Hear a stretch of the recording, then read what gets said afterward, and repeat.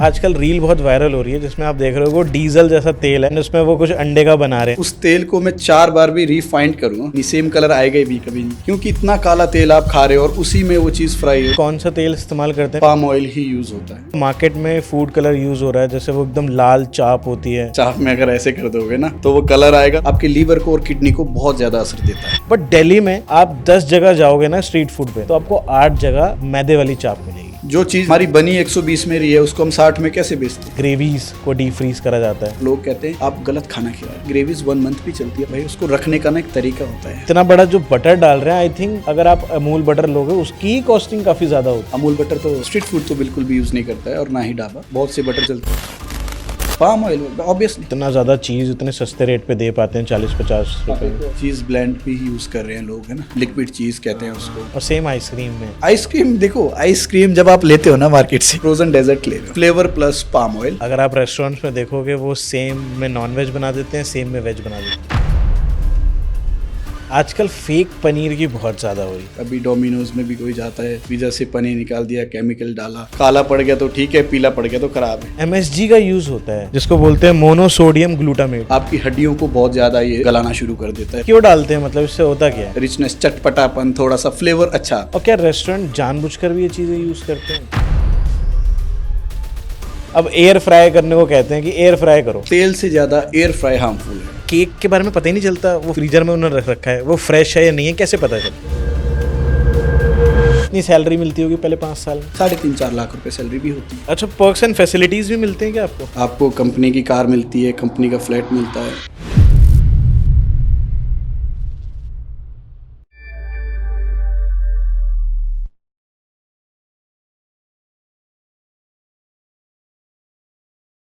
मैंने आपका last podcast देखा, बहुत ही वायरल रहा, राइट? Right. एंड उसमें आप एक चीज बता रहे थे दैट एक्सेसिव फेक कलर्स का यूज होता है, राइट, मार्केट में। वो क्या है, एक बार जनता को एजुकेट करना इंपॉर्टेंट। बिल्कुल बिल्कुल। देखिए, फूड कलर जो है सिंथेटिक केमिकल से ये बनते हैं। आप इसका रेगुलर अगर सेवन करते हो, इसको रेगुलर खाते हो, तो आपके लीवर या किडनी पे ये दबाव देना शुरू कर देता है। तो साइड इफेक्ट्स इसके काफ़ी हैं। वेरीफाइड फूड कलर अगर आप यूज़ करते हो बट नॉट एवरी डे, अगर बीच में कभी खा लिया तो चलेगा। रेगुलर अगर आप इसका यूज़ करते हो तो ये आपके लीवर और किडनी में दबाव देना शुरू कर देता है। अच्छा।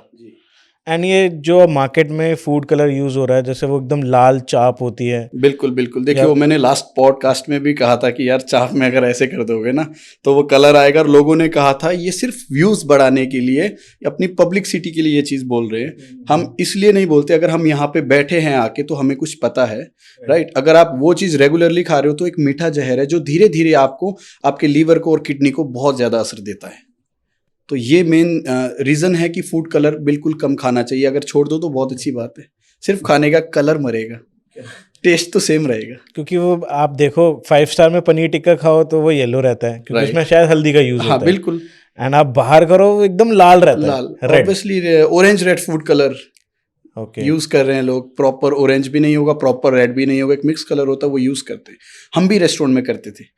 बट जब तक आपको कोई चीज पता नहीं हो ना तो आप उस पर चलते हो। जब हमें ये चीज पता लगे कि इट्स नॉट सेफ तो हमने उसको अर्जेंट ही छोड़ दिया, फिर हम उसको यूज नहीं करते, और ना आज हम किसी को करने देते हैं। राइट। आप स्ट्रीट फूड को देखते हो बहुत ज्यादा, आजकल स्ट्रीट फूड की मार्केट तो बहुत बड़ी है। बिल्कुल। राइट। बट उसमें हमें बार बार देखने को मिलता है, एक आजकल रील बहुत वायरल हो रही है जिसमें आप देख रहे हो वो डीजल जैसा तेल है, एंड उसमें वो कुछ अंडे का बना रहे हैं, राइट? बिल्कुल बिल्कुल बिल्कुल। आई थिंक वो बार बार सेम तेल को यूज करते हैं या खराब क्वालिटी के तेल को यूज करते हैं। क्या सच्चाई है? सच्चाई देखिए, मेन रीजन बेचने वाला गलत नहीं है, गलत खाने वाला है। जब आपको दिख रहा है कि सामने जहर है तो आप क्यों खा रहे हो? अगर उस तेल को मैं 4 बार भी रिफाइंड करूँ, रिफाइंड ऑयल होता है ना, उसको फिर से रिफाइंड कर लूँ मैं, रिफाइन अगर 4 बार फिर भी कर लूँ ना, वो कलर सेफ आएगा ही नहीं, सेम कलर आएगा ही भी कभी नहीं। क्योंकि इतना काला तेल आप खा रहे हो और उसी में वो चीज़ फ्राई हो रही है। आप टोकते नहीं हो उसको, आप उसके मज़े लेते हो। मान लो एक स्प्रिंग रोल फ्राई कर दिया स्ट्रीट में, ठीक है। स्ट्रीट फूड ऐसा भी नहीं कि अच्छा नहीं है, ठीक है, बजट फ्रेंडली भी होता है, हर कोई खाता है। अगर आप उसको खा रहे हो तो एक ऐसी जगह जो अच्छा स्ट्रीट फूड दे रहा हो, अपनी हाइजीन में दे रहा हो।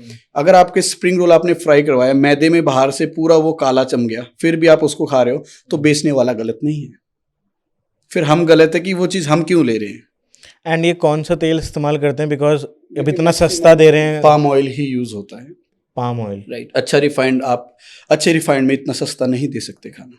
क्योंकि 20 रुपए 30 रुपए में बिल्कुल जो बिल्कुल बिल्कुल, लास्ट अभी 30 40 50 रुपए लास्ट स्प्रिंग रोल जा रहे होंगे या 60 रुपए, पॉसिबल ही नहीं है सेम रेट पे। तो वो ऑब्वियसली पाम ऑयल ही यूज हो रहा है, जो 2 या 3 बार यूज करने के बाद वो बिल्कुल काला पड़ जाता है, या उसमें मैदा या अरारोट कुछ भी लगे तो वैसे ही वो बिल्कुल अपना रंग बदल देगा, बिल्कुल काला हो जाएगा।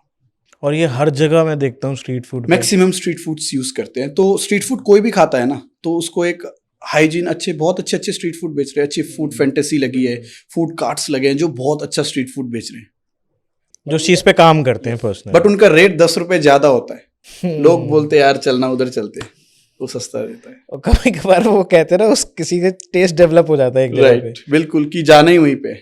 अब वो टेस्ट है या नहीं है पता नहीं, बट उनका एक हैबिट बन जाती है कि वो आदत, राइट, कि हमें खाना ही वहीं पे। But some time it's very harmful, right? या बिल्कुल बिल्कुल बिल्कुल।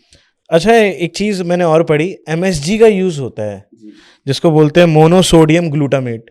ये क्या चीज है? इसको हार्मफुल बोलते हैं, कैंसर कॉजिंग एजेंट है। एक्चुअली MSG अगर आप रेगुलर लेते हो, इसका क्या नुकसान होता है?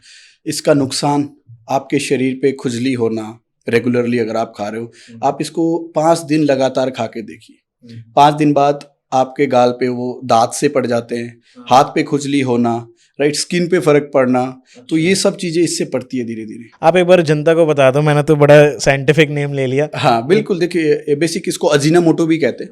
अजीनामोटो बेसिकली कंपनी का नेम कहते हैं, राइट। MSG हो गया, ठीक है। तो इसको रेगुलरली अगर आप 5 दिन भी खाओगे ना, तो आपके शरीर पे खुजली, दाद होना, ठीक है, फोड़े होना, ये एक नॉर्मल सी चीज होती है। इसका एक कारण होता है, आप रेगुलरली 5 दिन अजीनामोटो खा के देखो, आपको पता लग जाएगा कि इसके साइड इफेक्ट क्या है। कैंसर का बहुत बड़ा नज़दीकी रिश्ता समझो आप, आपकी हड्डियों को बहुत ज़्यादा ये गलाना शुरू कर देता है रेगुलरली यूज़ पे। तो इसीलिए MSG अब मैक्सिमम होटल्स रेस्टोरेंट में बंद कर दिया है बिल्कुल। एक आधा कोई चोरी छुप के कर रहा होगा तो ठीक है, लेकिन मुझे लगता है स्ट्रीट फूड वाले आज भी यूज़ करते हैं। और ये क्यों डालते हैं, मतलब इससे होता क्या है? एक उमामी फ्लेवर कहते हैं ना, रिचनेस, चटपटापन, थोड़ा सा फ्लेवर अच्छा आता है। अच्छा, बट वही है, मीठा जहर कब तक खाएंगे? मीठा जहर है, ये बिल्कुल मीठा जहर है। मान लो एक नूडल्स बना रहा हूँ मैं बिना अजीनामोटो के, जिसने रेगुलरली अजीनामोटो वाला नूडल खाया है, MSG वाला नूडल खाया है, उसको एक दिन ना डाल के दो, बोलेगा यार शेफ चेंज कर दिया। उसमें या taste स्ट्रीट नहीं आ फूड रहा। पे भाई भैया बंदा चेंज कर दिया क्या बनाने वाला? राइट। तो इसका ये फर्क पड़ता है, क्योंकि लोगों को टेस्ट डेवलप हो टेस्ट जाता है। डेवलप, ये उमामी फ्लेवर लाता है, इसमें जायका कह सकते हो आप। उमामी फ्लेवर जस्ट लाइक एक चटपटापन, किसी चीज की कमी महसूस नहीं होने देगा, आपके मुंह को ये कैच कर लेगा, but it's not safe. Right. और भी कोई फ्लेवर एनहेंसर्स मार्केट में होते हैं? देखिए अब तो बथेरे आ गए हैं, राइट। कोई नॉर्मल भी आप अगर फ्लेवर लेना है तो देखो, हमारी किचन लाइन में ना एक गार्लिक होता है, लहसुन, उसको हम राजा बोलते हैं। अगर आप लहसुन को अच्छे से किसी भी चीज़ में डाल के कुक करते हो ना, हल्का सा ब्राउनिश कलर, उसका जो फ्लेवर आता है ना, वो आपके नूडल्स हो गया, स्प्रिंग रोल्स हो गया, आपका मेन कोर्स हो गया, सभी को बिल्कुल सेट कर देता है। लहसुन, हरी मिर्च का है ना, स्प्रिंग अनियंस के डंडे यूज़ करो खाने में, सबसे बेस्ट चीज़ है वो।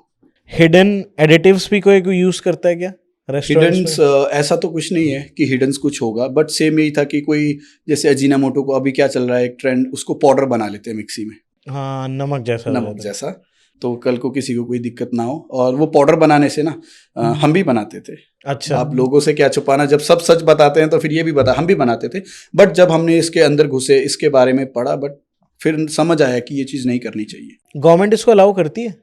देखिए, कोई कहते हैं नहीं करती, कोई कहते करती है, बट ऐसा कोई अभी तक फर्क सामने नजर नहीं आया है। अच्छा। कोई कहता है अनहेल्दी है, कोई कहता है अनहेल्दी नहीं है, बट जो मैंने स्टडी किया, मुझे लगता है कि अनहेल्दी है। Right, okay. आजकल आप देखते हो ओवर मॉडिफिकेशंस करा जाता है फूड के अंदर। अंडा ऑमलेट बना रहे हैं तो कोक में कोई फैंटा में बना देता है, फैंटा में मैगी बना देते हैं। बट देखो, इसमें फिर वही बात कहूंगा मैं कि बनाने वाला गलत नहीं है, खाने वाला गलत है ना। कोई कॉमन सेंस ही नहीं है। फैंटा में अंडे बना रहे हो और वो खा भी रहे हैं, भीड़ लगी है भाई उसके पास, पूरा उसको चारों तरफ से घेरा है, उसकी रील्स बन रही है, वायरल हो रहा है, और लोग खा भी रहे हैं। फिर बनाने वाला गलत नहीं है, क्योंकि आपका उसको सपोर्ट है ना। अब लोग कहेंगे गरीब के पेट में लात मार दी, ये बात बोल के, वही गरीब ना एक दिन आपको हॉस्पिटल में लिटा देगा, फिर आप क्या करोगे? और एक कहते हैं ना, वो एक खाने का जो एक जायका होता है वो भी खराब हो जाता है, तितर बितर। नहीं, देखिए, तो सोचने में बड़ा अजीब सा लगता है, कोई कोक में मैगी बना रहा है, कोई फैंटा में स्ट्रिंग में ऑमलेट बना रहा है और लोगों की भीड़ लग रखी है, उनको सपोर्ट भी कर रहे हैं। ये सिर्फ इसलिए है कि ताकि वो वायरल हो जाए, वायरलिटी। वायरल ठीक है, किसी को रोजगार देना अच्छी चीज है, बट वो रोजगार आपके लिए तो हानिकारक बन रहा है ना। बिल्कुल। तो इस चीज को तो फिर प्रमोट करना ही गलत चीज है, राइट। आप उसको बाइकआउट करो ना, कोई छोटी सी चीज हो जाए, कुछ हो जाए, अभी क्या कोई कमेंट में गाली दे रहा है, उसका फोटो लगा के उसको बाइकआउट करते हैं कि इसने मुझे गाली दी, तो आप उसको बढ़ावा मत दो। वो आपकी जिंदगी का सवाल है, आप जैसे 100 लोग और खा रहे हैं, उनकी जिंदगी का भी सवाल है। क्योंकि क्या डाल रहे हैं शरीर के अंदर, ये मायने तो बहुत रखता बिल्कुल है। बिल्कुल बिल्कुल बिल्कुल रखता है। अच्छा, आपने 5 स्टार्स में भी काम करा, काफ़ी सारी चीज़ें आपने देखी हैं, फाइन डाइन में भी आप एक से एक रहे हो, उनको कंसल्ट करा है। फ्रीजिंग ऑफ फूड का क्या है भाई? डीप फ्रीजिंग जो बोलते हैं कि हम डीप फ्रीज, ग्रेवीज को डीप फ्रीज करा जाता है। वेजिटेबल फ्रीज होती है नॉर्मल टेम्परेचर पे, है ना। देखो, फ्रेश वेजिटेबल्स और जो वेजिटेबल फ्रोजन ले ली हमने, फ्रोजन मिक्स वेज ले ली जैसे लाइक, या मटर ले ली, तो वो भी मुझे बेस्ट लगते हैं। क्योंकि आज मैंने अपने खेत में मटर तोड़े, मैं किसान हूँ, और मैंने गोभी तोड़ दी, वो गोभी एक मंडी में पहुँचते पहुँचते 3 दिन लगा देगी। रास्ते में जो भी था उसने ऑब्जर्व कर लिया, राइट। तो वो भी फ्रेश नहीं है। अगर हमें लगता है जो हम मार्केट से आज फ्रेश गोभी लेकर आए वो खा रहे हैं, वो फ्रेश नहीं है भाई। वो आपके पास पहुंचने में उसको हफ्ता लगा होगा, 10 दिन लगा होगा, आपको क्या पता वो कौन सी मंडी से किसने हाथ लगाए, कैसे लोड किया, किसी को नहीं पता ना। फिर वो फ्रेश नहीं है। अगर लोग कहते हैं कि फ्रिज का खाना गलत है, तो वो फ्रेश भी नहीं है।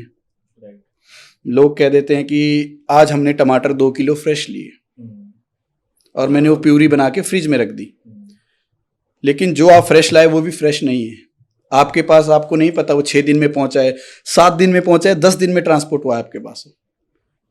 फिर मंडी वाले ने उठाए, वो आपके रेडी में लगाए, फिर वो बेचे, सब्जी वाले ने बेचे, तो वो फ्रेश नहीं आया आपके। फ्रेश किसको कहते हैं? खेत से तोड़ा, घर पे बनाया, तो वो फ्रेश है ना। और फ्रोजन फूड देखिए, हर एक चीज का रखने का टाइम होता है, दिन होता है, ठीक है। अब मैं एक दाल मान लो मैंने अरहर की दाल बॉईल कर ली, उसको मैं 2 दिन मैक्स फ्रिज में रख सकता हूँ। मुझे पता है मैंने कैसे बनाना है उसको, राइट। अगर आप कहोगे कि मैं 4 दिन की दाल इकट्ठी बना लेता हूँ, उसको मैं फ्रिज में डाल देता हूँ, फिर वो हार्मफुल है। बट क्या ऐसा होता है होटलों में कि उन्होंने बना लिया, उनको लगा कि बचा हुआ है? तो देखिए, होटलों में करने का ना मेन रीज़न है अला कार्ट। हमारा एक मेन्यू होता है। अला कार्ट का मतलब होता है कि जो मेन्यू हमारे पास आइटम मेन्यू में है वो आपको अवेलेबल मिलेगी। मेरे पास 150 लोग रोज खाने आ रहे हैं, राइट। मेरे पास फिक्स नहीं है आज 150 लोग आएंगे, मेरे पास 150 के 200 भी हो सकते हैं। बट क्या 200 लोगों का खाना मैं इंस्टेंट बना लूंगा? नॉट पॉसिबल ना। मेरे पास 15 लोगों की टीम होगी, फिर भी नहीं बनेगा। लोग उस चीज को गलत वे में लेते हैं कि ये फ्रीज किया हुआ खाना खिला रहे हैं। हमें बैकअप रखना पड़ता है। हर रेस्टोरेंट को बैकअप, हर होटल को बैकअप रखना पड़ता है। मुझे नहीं पता आज मेरे रेस्टोरेंट में 200 लोग आएंगे, चाहे मेरे पास सीटिंग 60 लोगों की है, मैं एकदम से 60 का खाना, मैंने मुझे पता है 60 की सीटिंग है, मैंने 60 का खाना बना लिया, 120 हो गए तो मैं इंस्टेंट कैसे बनाऊंगा? सही बात है। वो फ्रीज नहीं, वो एक बैकअप होता है कि हमने बैकअप अपना स्टोर करके रखा है। और ज़्यादा से ज़्यादा 2 दिन दालें, 1 या 2 दिन दाल रहती है। ग्रेवीज, लास्ट पॉडकास्ट में भी मैंने कहा था कि ग्रेवीज 1 मंथ भी चलती है, और लोग कहते हैं आप गलत खाना खिला रहे हो। अरे भाई, उसको रखने का ना एक तरीका होता है। फ्रीज कैसे करना है, कितना टेम्परेचर होगा, राइट। नॉर्मल टेम्परेचर 3 दिन का क्या होता है, 30 दिन का क्या होता है, तो खराब नहीं होती? बिल्कुल फ्रीज हो गया ना। जब आप उसको फ्रिज से निकालो, उसको इतना गर्म करो कि उसके बैक्टीरिया मर जाए, राइट। जो उसमें बैक्टीरिया बन के वो मर जाए, आपकी ग्रेवी को कुछ भी नहीं होगा, नथिंग। बट जो ये सिलसिला होता है, इसमें आपने कभी देखा है अपनी उससे कि कभी रेस्टोरेंट्स या फिर होटल मिसयूज कर रहे हैं इस चीज़ का कि भाई, अब जैसे आपने बताया दाल 2 दिन रख सकते हो आप मैक्सिमम, बिल्कुल। बट ऐसा भी तो आपने कभी देखा होगा कि 4 दिन रख दी? देखिए, मैक्सिमम हर रेस्टोरेंट चाहता है कि मेरे पैसे लगे, हर शेफ चाहता है कि मैंने उसको फूड कॉस्ट देनी होती है मैनेजर को, या कोई भी हमारा सीनियर पर्सन है। एक हेड शेफ से पूछा जाता है मंथ एंड में जब सेल होती है कि शेफ ये फूड कॉस्ट आई है, कहाँ पे कमी रह गई। अब उसको अपनी नौकरी भी बचानी है ना, उसको लोगों को गलत भी नहीं खिलाना है। कहीं ना कहीं 2 से 3 दिन ऑब्वियसली होते हैं, नो डाउट कि नहीं होते, बट अगर वो 3 दिन में चीज़ खराब हो रही है तो वो सर्व नहीं होती। वो लोगों ने एक मेंटेलिटी बना दी है कि होटल में फ्रिज का खाना मिलता है, बट हमारे लिए वो हमारा बैकअप होता है। मतलब उसको रख सकते हैं अगर डीप फ्रीज हाँ बिल्कुल बिल्कुल बिल्कुल, दाल आप बॉईल करके नॉर्मल फ्रिज पे रखो, नो प्रॉब्लम। ग्रेवीज अगर आपको लॉन्ग टर्म के लिए रखनी है तो 15 से 30 दिन स्टोरेज का टाइम है। कैसे उसको स्टोर करना है, उसके बाद जब आप उसको निकालो तो बिल्कुल अच्छे से बॉईल होने दो उसको। बैक्टीरिया एक्टिव हुए ना, वो मरने चाहिए। क्योंकि आपने देखा होगा हम भारत में रहते हैं, भारत में वो आपने देखा होगा गाँव से जो लोग जुड़े हुए हैं वो कहते हैं ताज़ा खाओ ताज़ा। बिल्कुल, देखो ताज़ा ना, ठीक कहते हैं ताज़ा खाओ, बट गांव से जब लोग आते हैं ना, मेंटेलिटी थोड़ी सी उनकी बैकग्राउंड की तरफ होती है, क्योंकि रेस्टोरेंट होटल को चलाने के लिए बहुत दिमाग लगता है भाई। Right, it's not easy job. बिल्कुल कभी भी नहीं। अगर आपका कोई कहते हैं ना अच्छा दुश्मन है, उसको बोलो रेस्टोरेंट कर ले भाई। अभी इस पे ज़रूर बात करेंगे, नहीं, इस पे ज़रूर बात होगी। अगर इंडिया में डेली 10 रेस्टोरेंट ओपन हो रहे हैं तो 8 बंद भी हो रहे हैं, से 2 सक्सेस हो रहे हैं।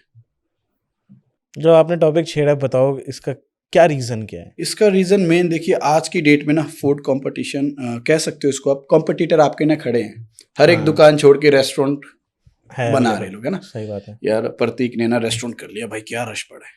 अब देखो रश कब देखते हैं वो, स्टार्टिंग के 2-3 मंथ, नई नवेली दुल्हन जब घर आती है ना तो आस पड़ोस के सारे लोग देखने आते हैं यार, राइट। कि यार फलाने की शादी, चलो दुल्हन देखते हैं ना। वैसे ही रेस्टोरेंट जब नया ओपन होता है तो नई नवेली दुल्हन होती है हमारे लिए, सारे देखने आते हैं।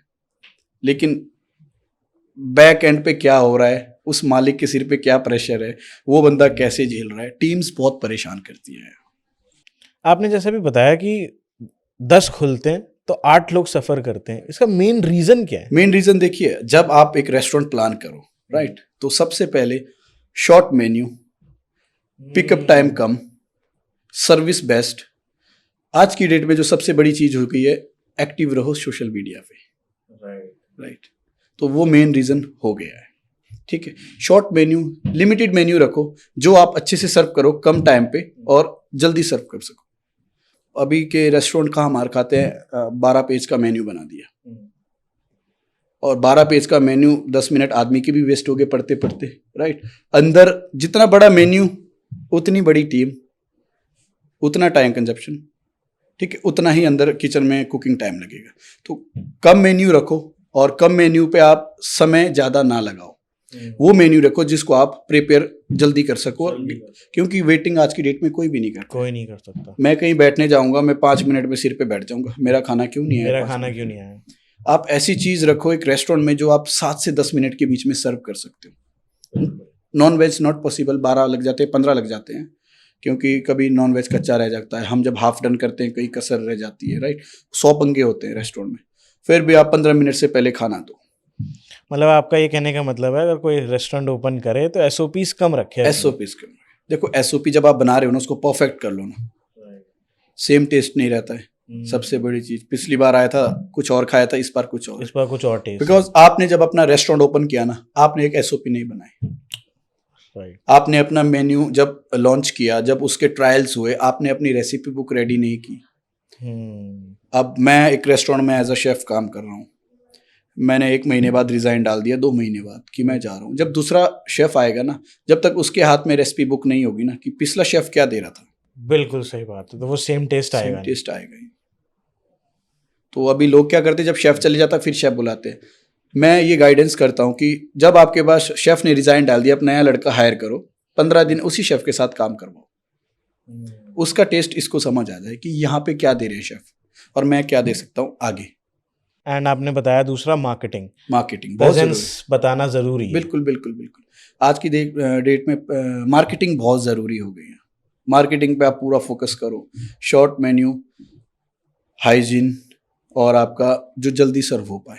अगर आप क्यूआर सर चला रहे हो, क्लाउड किचन चला रहे हो, तो डिलीवरी टाइम। अभी मैं जिम पे वर्कआउट कर रहा हूँ, मुझे 4 अंडे ऑर्डर करना है बॉयल, मैं सिर्फ 10 मिनट वेट कर लूँगा। जोमेटो स्विगी से आदमी क्या वो रखता है कि कितनी देर में ऑर्डर है, बेचारा सोचता है 10 से 15 मिनट में आ जाए, 10 से 15 मिनट में आ जाए, फिर भी वो 1-1 घंटा लग जाता है। बिल्कुल। और हमारे शहर दिल्ली जैसे शहर में तो फिर आपको पता है 1 घंटा नॉर्मल सी चीज़ है, हम तब तक तो आदमी की भूख मर जाती है। सही बात है।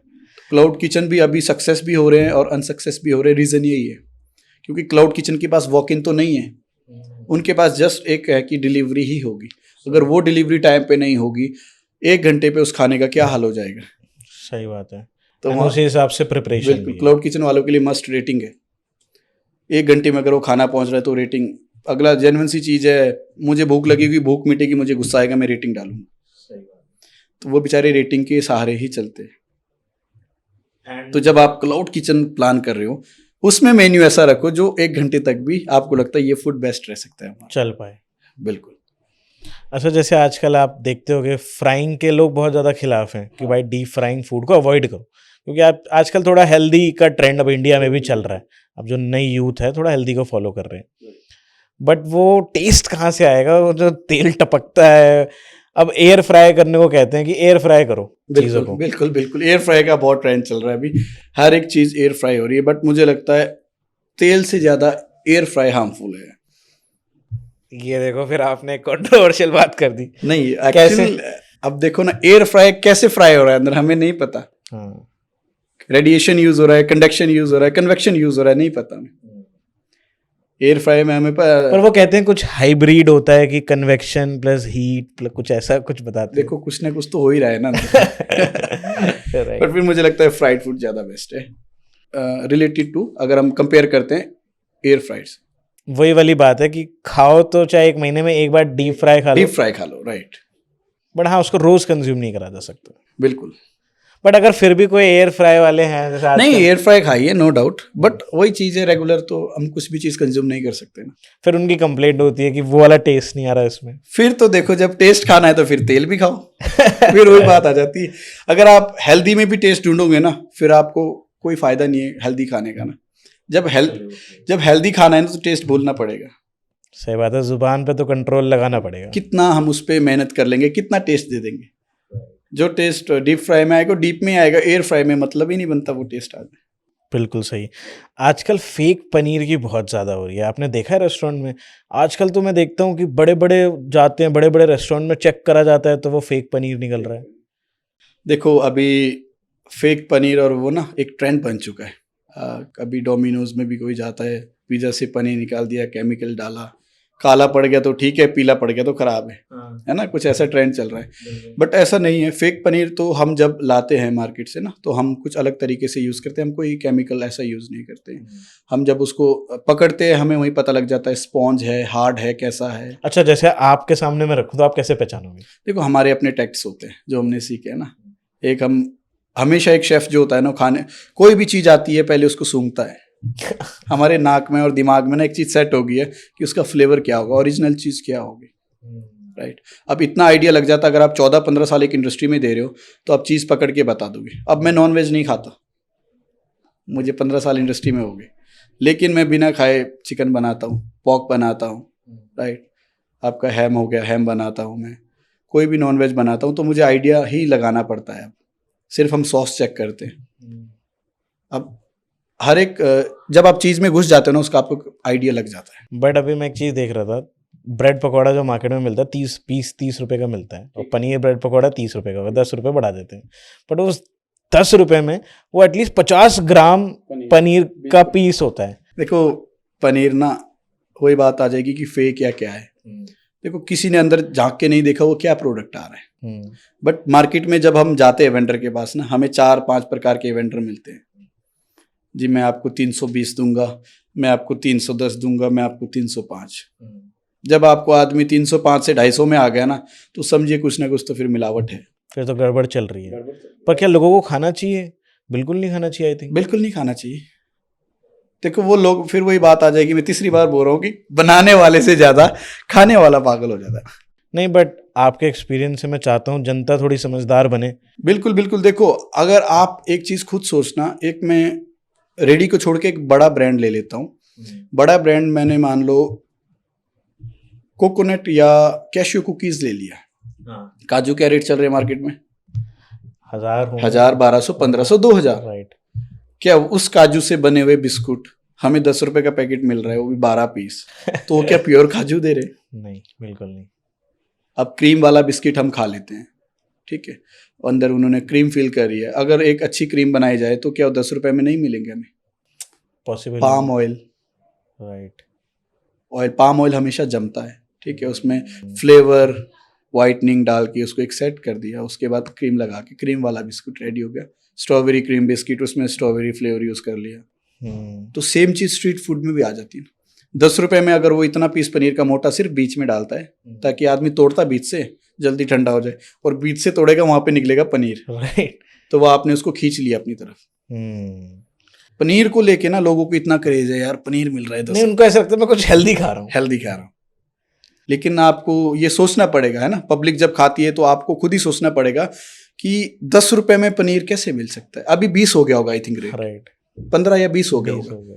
नॉट पॉसिबल ना कि आपको 50 ग्राम पनीर ब्रेड पकौड़े में मिल रहा है, तो नहीं पॉसिबल। एंड सेम ये सोया चाप के साथ हो रहा है। अब मुझे नहीं पता अराउंड द सिटीज हाँ। कितना है, बट दिल्ली में आप 10 जगह जाओगे ना स्ट्रीट फूड पे, तो आपको 8 जगह मैदे वाली चाप मिलेगी। बिल्कुल मिलेगी। देखो मैंने पिछले पॉडकास्ट में भी कहा था और लोगों ने फिर सेम चीज कही थी कि शेफ सिर्फ अपनी पब्लिसिटी के लिए चीज बोल रहे हैं। अब जो हम रेस्टोरेंट में चाप मार्केट से लेते हैं या कुछ भी करते हैं, ठीक है, हमें जस्ट लाइक पड़ गई वो 320 रुपए किलो, 12 पीस चाप होती है उसमें, ठीक है। उसके बाद हमारी मैरिनेशन, हमारी मेहनत, हमारी सैलरी सब जोड़ के भी हम उसको पर पोर्शन बेचते हैं 400 रुपए या 350 रुपए, राइट। बट क्या सेम चीज मार्केट में 50, 60 50 60 70 80 में मिल रही है? तो नॉट पॉसिबल है कि आप वही चीज मिल रही है, पॉसिबल ही नहीं है ये चीज। जो चीज में हमारी बनी 120 में रही है उसको हम 60 में कैसे बेचते? अगर मैं एक रेस्टोरेंट की, नॉर्मल रेस्टोरेंट की बात करूं, अगर एक पोर्शन वो चाप बना रहा है नियर अबाउट 99 से 100 के बीच में उसका कॉस्ट पड़ेगा, तब जाके बेचारा वो 170 180 बेचता है, या 200 बेचेगा, 250 बेचेगा। 200 के नियर अबाउट हर छोटा सा छोटे रेस्टोरेंट 250 रुपए चाप बेच रहे हैं, फिर 60 रुपए में कैसे मिल पाएगी? एब्सोल्युटली, कुछ ना कुछ तो गड़बड़ है। बिल्कुल। अब समझदार को इशारा काफी, ज्यादा बोलेंगे तो फिर ये गूगल कर लेते हैं। और सेम चीज आप देखते हो कि आजकल रीलें चल रही हैं, आजकल अगर दाल मखनी बना रहे हैं तो वो इतना बड़ा बटर डाल देते हैं उसके अंदर। देखो दाल मखनी का भी मैंने बहुत चर्चा हुई, अभी बहुत वायरल गए वो पॉडकास्ट, मिलियंस में व्यूज गए, जिसने भी डाला उसके मिलियंस में गए। अब लोग कहते हैं शेफ गलत कह रहे हैं कि दाल मखनी में तो मक्खन और क्रीम ही डलता है तब दाल मखनी बनती है। ठीक है, दाल मखनी मैंने जो बताया था, जो हमारी ब्लैक दाल, उसको जब हम अच्छे से मैश करते हैं, लो हीट में उसको पकाते हैं, राइट, उसको जब हम मैश करते हैं तो एक क्रीम सी आती है दाल के अंदर से।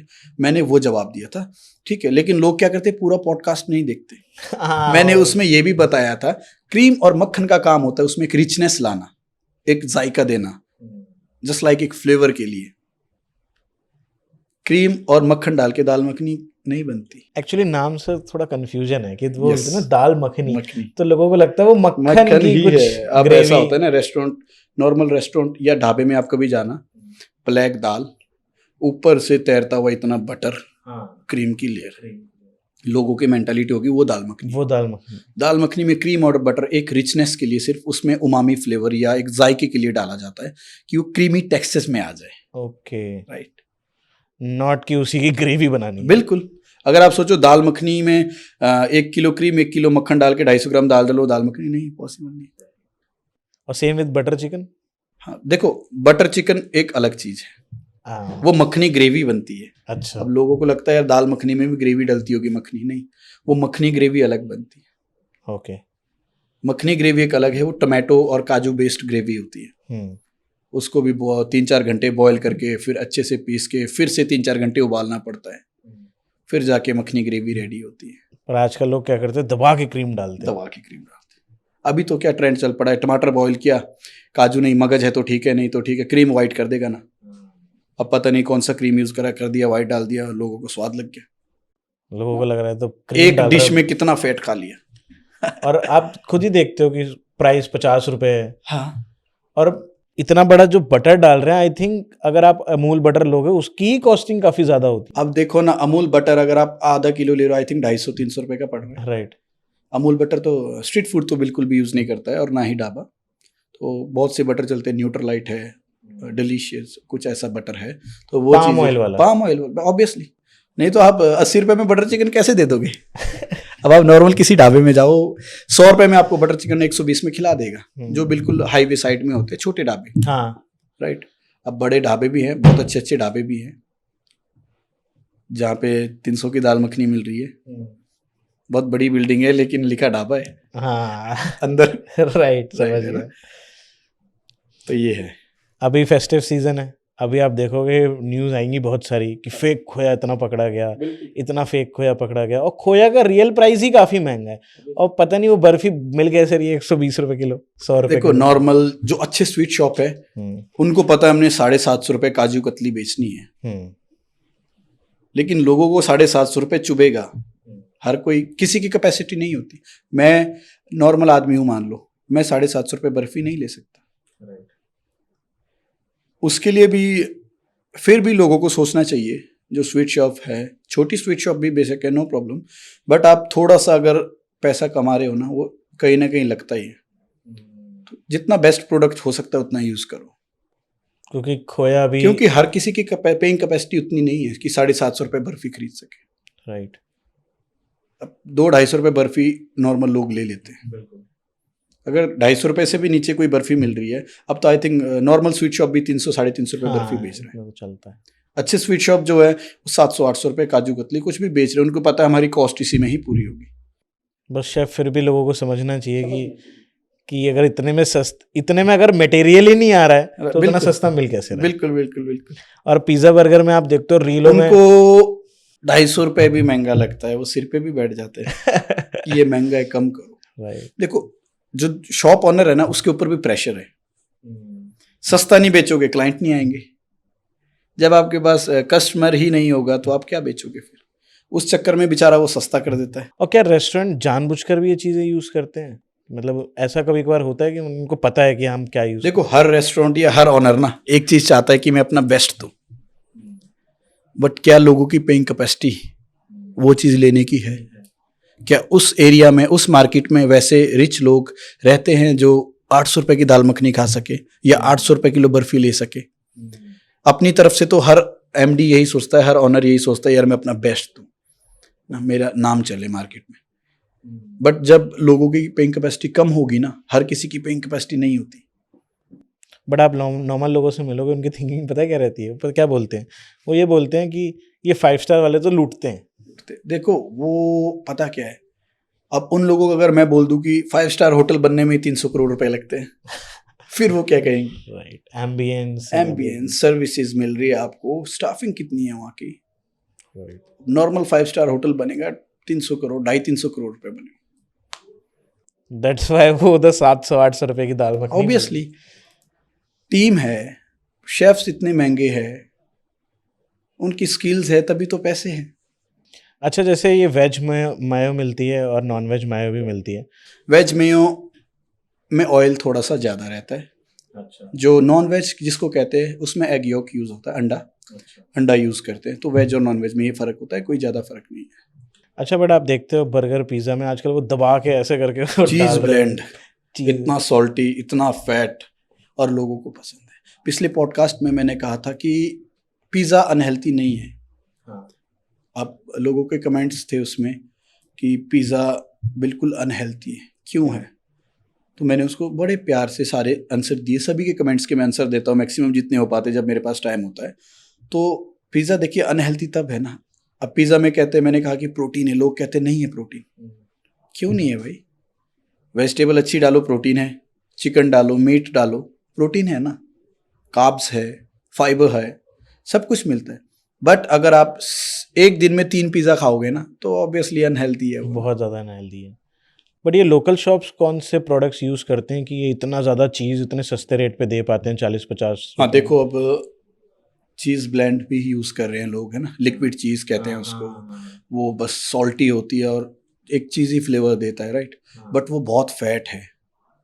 वो क्या ऑयल से बना है? Oil that is not dairy से बना हुआ? नथिंग, बिल्कुल ऑयल ही है ना। तो सिर्फ एज फ्लेवर उसमें डाला है कि जब आप उसको खाओ तो फ्लेवर आ जाए। और सेम आइसक्रीम में, सेम आइसक्रीम देखो, आइसक्रीम जब आप लेते हो ना मार्केट से, हाँ, आप कभी भी आइसक्रीम का डब्बा उठाना, आई थिंक 2 या 3 ब्रांड है, चलो नाम तो क्या लूं मैं, उनके पीछे ही आइसक्रीम लिखा होगा।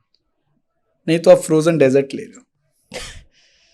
फ्रोजन डेजर्ट बता दो एक बार क्या होता है लोगों को। देखो फ्रोजन डेजर्ट, अब मैं क्या बताऊं, है ना, बेसिक सा एक फ्लेवर प्लस पाम ऑयल आप कह सकते हो। 3 से 4 अच्छे ब्रांड है जो बहुत अच्छे ब्रांड है, अभी मुझे उनके नाम पता है लेकिन मैं बताऊंगा नहीं। उनके पीछे लिखा होगा आइसक्रीम, और मैक्सिमम जब आप आइसक्रीम लेते हो आपको पीछे पढ़ना उसमें लिखा होगा फ्रोजन डेजर्ट, जो आप लेते हो 350 रुपये किलो या 250 रुपये किलो। बट आइसक्रीम अभी एक मैं रिसेंटली कंपनी देखी है, कंपनी तो क्या लोकल आदमी है, वो 70 रुपये kg आइसक्रीम बेच रहा है। अब मैंने पूछा भाई ऐसा क्यों? कहता सर हमारा स्टैंडर्ड रेट है, मार्केट से सस्ता दे रहे हैं।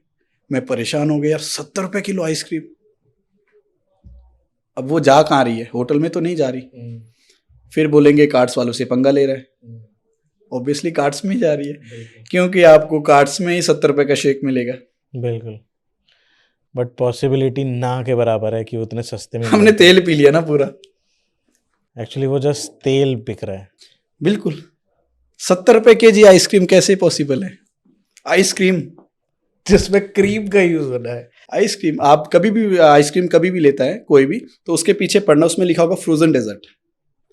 सिर्फ 3 या 4 ब्रांड में लिखा होगा आइसक्रीम। एंड उनके रेट थोड़े ज्यादा होते हैं तो लोग उस फ्रोजन डेजर्ट को आइसक्रीम समझ लेते हैं। आप कभी भी आइसक्रीम लेते हो ना, पीछे एक लाइन लिखी होती है, उसमें उसके इंग्रेडिएंट्स नीचे लिखा होगा frozen dessert, not ice cream. Right, कभी भी आप चेक करना, आप भी लेते हो तो देखना पीछे फ्रोजन डेजर्ट लिखा होगा और किसी में आइसक्रीम लिखा होगा। और बाहर के देशों में आप जाते हो, उधर भी क्या ऐसा होता है? बहुत कम, बहुत वो कम। बहुत स्ट्रिक्ट है। Right, related to this. यहाँ पे थोड़ा सा ढीला ढाली ज्यादा है। यस बिल्कुल, तो लोग उसका थोड़ा ज्यादा यूज कर लेते हैं। सस्ता ना, दिमाग में सस्ती चीज बैठ गई है। बट आप इतना सस्ता देखो, हम भी एक नॉर्मल आदमी है, ठीक है, मुझे भी 500 रुपये kg आइसक्रीम चुभेगी। बिल्कुल, राइट। बट अगर वही मैं 250 वाली 2 ले लूंगा ना, तो फिर वो काम खराब है। फिर 500 की एक लेके बेस्ट है। राइट। अगर आप सोच रहे हो कि 500 में 2 आ रही है और 250 में 1 आ रही है, तो मैं 2 क्यों ना लूं? बट जब आपको 500 की सेम चीज 2 मिल रही है ना, तो आप उस चीज को समझो यार, बाबू भैया कुछ तो गड़बड़ है। मैं सर एक रील देख रहा था, उसमें बहुत अच्छा एग्जांपल दिया था। उन्होंने कहा आप गाड़ी लेते हो 20 लाख की, और 20 लाख की गाड़ी में आप बेटर से बेटर ऑयल डालना चाहते हो कि भाई खराब ऑयल ना जाए। बिल्कुल। और शरीर के अंदर हम वर्स्ट से वर्स्ट खाना डाल देते हैं। बिल्कुल। अब देखो ना आदमी क्या सोचता है, उस आदमी को ये टेंशन है मेरी 20 लाख रुपए की गाड़ी खराब हो जाएगी। क्या एक इंसान की कीमत उस गाड़ी से कम है? वो उसे सोचना चाहिए। या इंसान की कीमत से ज्यादा उस गाड़ी की कीमत होगी है? मतलब एक आदमी की औकात सिर्फ 20 लाख की रह गई है आज की डेट में। सही बात है, बिल्कुल, है ना। ये माइलेज डाल दो, वो एक पैकेट में क्या आता है, बिल्कुल फाड़ के वो डाल दो, फिर तेल डालना। आप अपना शरीर क्यों नहीं देखते फिर कि हमारे शरीर में क्या जा रहा है?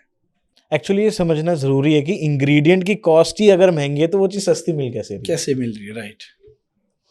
ये चीज बहुत लोगों के, देखो अगर हम कुछ बना रहे हैं तो हमारा बस इतना सा है कि आप लोगों की सेहत बनी रहे। बिल्कुल।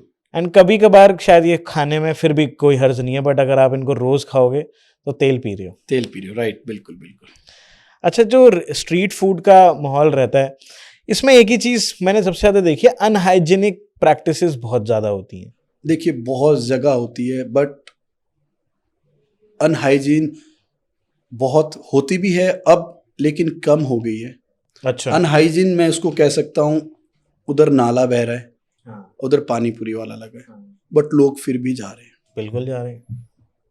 एक अच्छे स्वीट शॉप में और एक कार्ट में सिर्फ 5 रुपए का डिफरेंस होता है, या 7 रुपए का गोलगप्पे पानी पूरी में।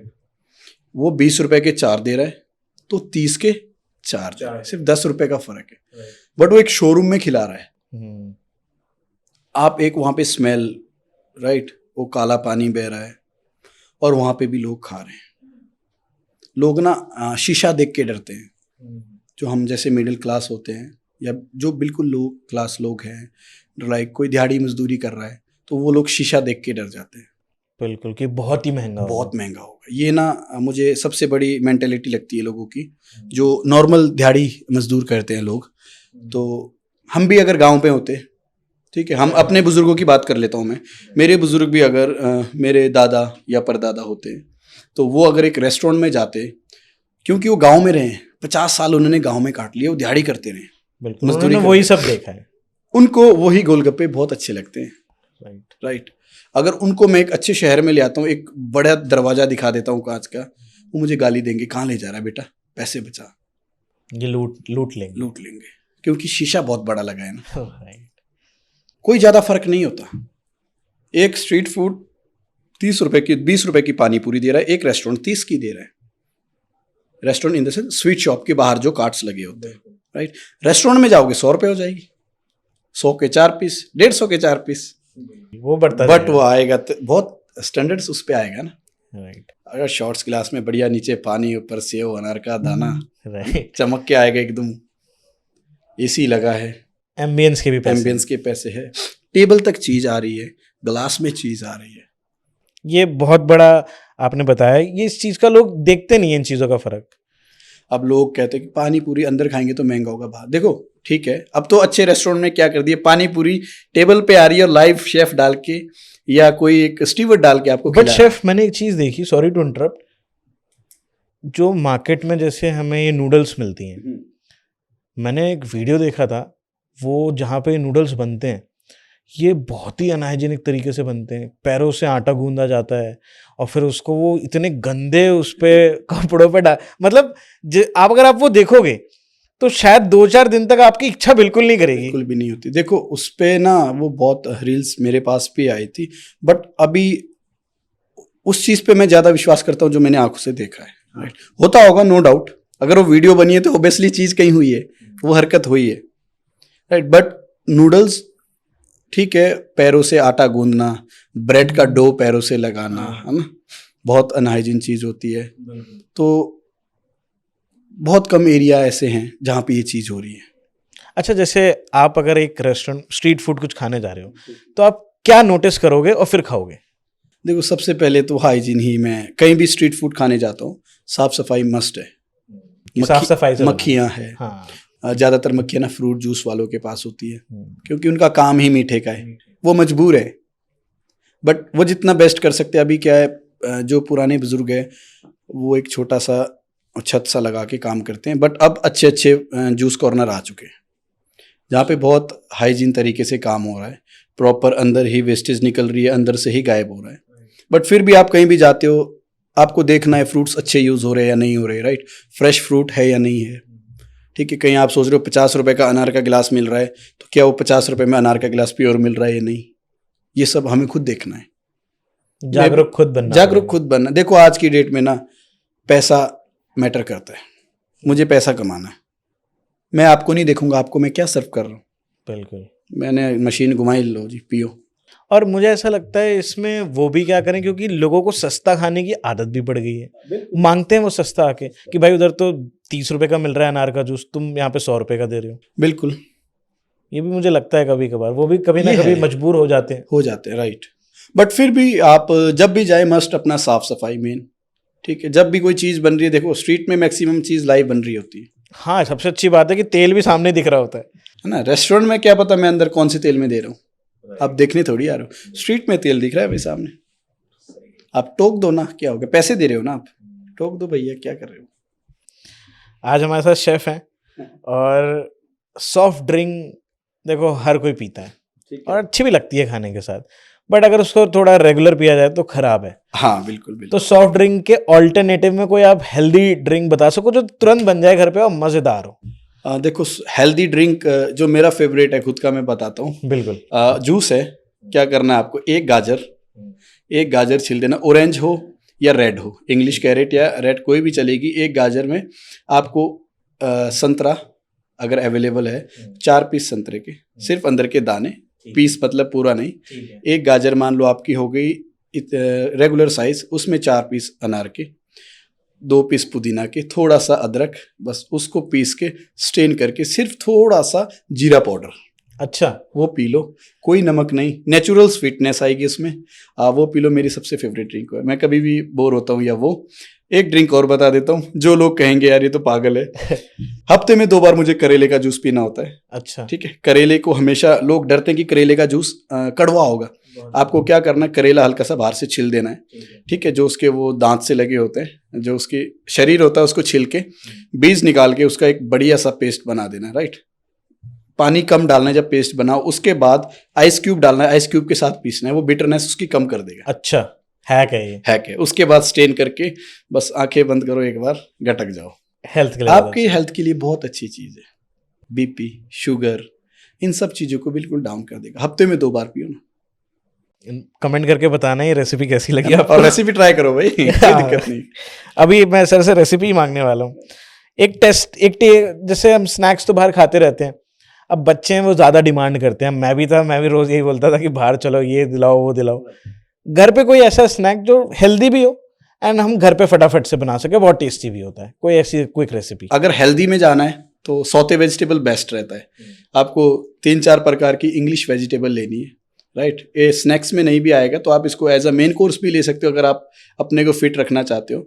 Broccoli, zucchini, red yellow, red bell pepper और बेबी कैरेट ले सकते हो आप। इसमें छोटी गाजर होती है, रेडिश आपको बाद में कच्चा खाना है गार्निशिंग के लिए। इसको हल्का सा ब्लांच करना है थोड़ी देर, फिर आइस वाटर में डाल के इसको स्टेन करके सिर्फ हल्का सा गार्लिक में सौते करना होता है। सौते करने के बाद हल्का सा सॉल्ट एंड ब्लैक पेपर। अगर आपको टेस्ट थोड़ा सा और अच्छा करना है, स्पाइसी खाना है, तो चिली फ्लिक्स और कोई ऑरिगेनो भी डाल लेता है। तो वो मतलब जब ब्रोकली खाते हो ना यार, उसका जो पानी मुंह में आता है ना, ओए होए होए होए, बहुत मजा आता है यार। वैसे लगता है जैसे तेल, हाँ, बटर टाइप। ब्रोकली मुझे बहुत पसंद है, ब्रोकली बहुत पसंद है। एंड हेल्दी भी बहुत रहता है। हाँ, नहीं तो आप मलाई ब्रोकली बना लो।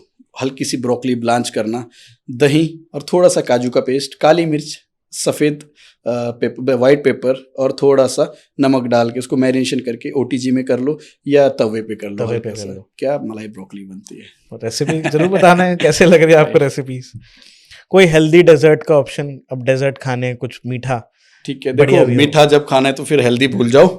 फिर भी अगर आप कर सकते हो, मुझे मैंगो कर्ड, स्टीम कर्ड, भापो दही भी कहते हैं, भापो दही, है ना। तो थोड़ा सा दही को छान लेना है।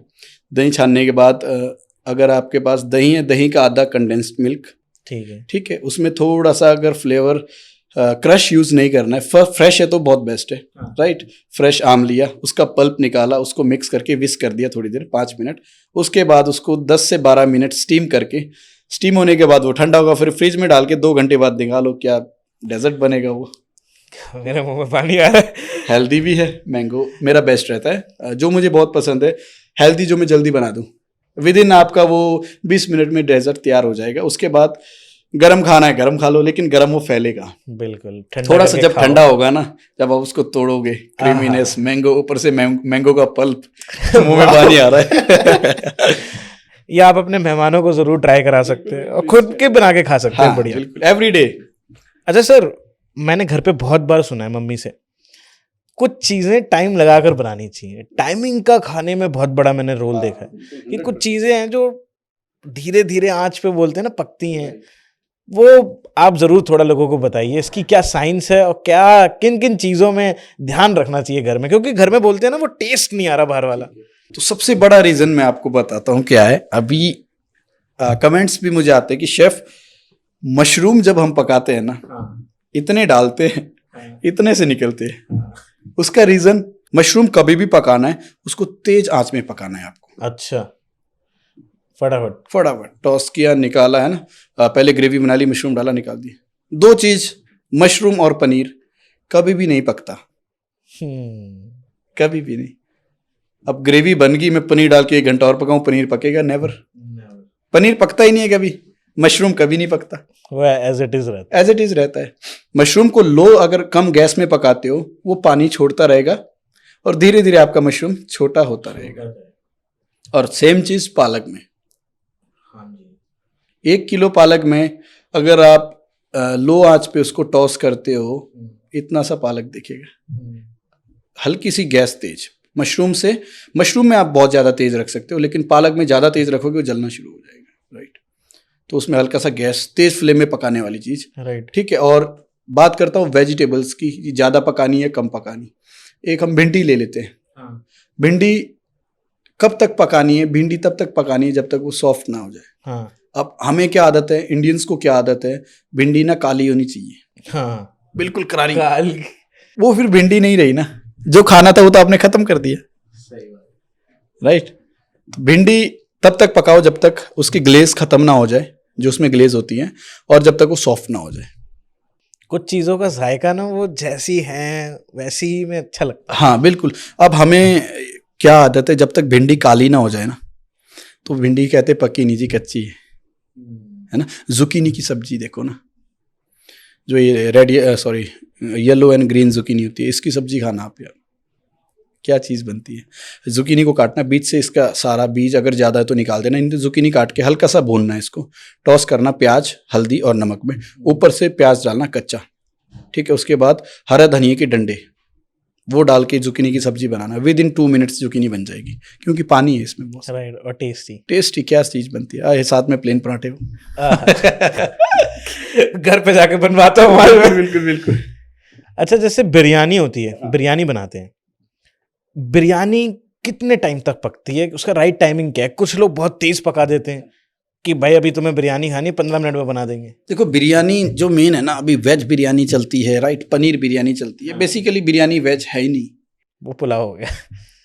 नॉन वेज भी बिरयानी मना करते नहीं है। पुराने टाइम पे जो होता था ना, बफ वगैरह, उसकी बिरयानी बनती थी, ठीक है। उसको कुक करते थे जब बहुत स्टीम में, पहले वो मैरिनेशंस चलती। अभी बिरयानी अगर बनानी हो तो 3 घंटे 4 घंटे नॉन वेज मैरिनेट होके रहता है पहले, राइट, या ओवरनाइट 3-4 घंटे ओवरनाइट भी करते हैं लोग। अच्छा, ठीक है।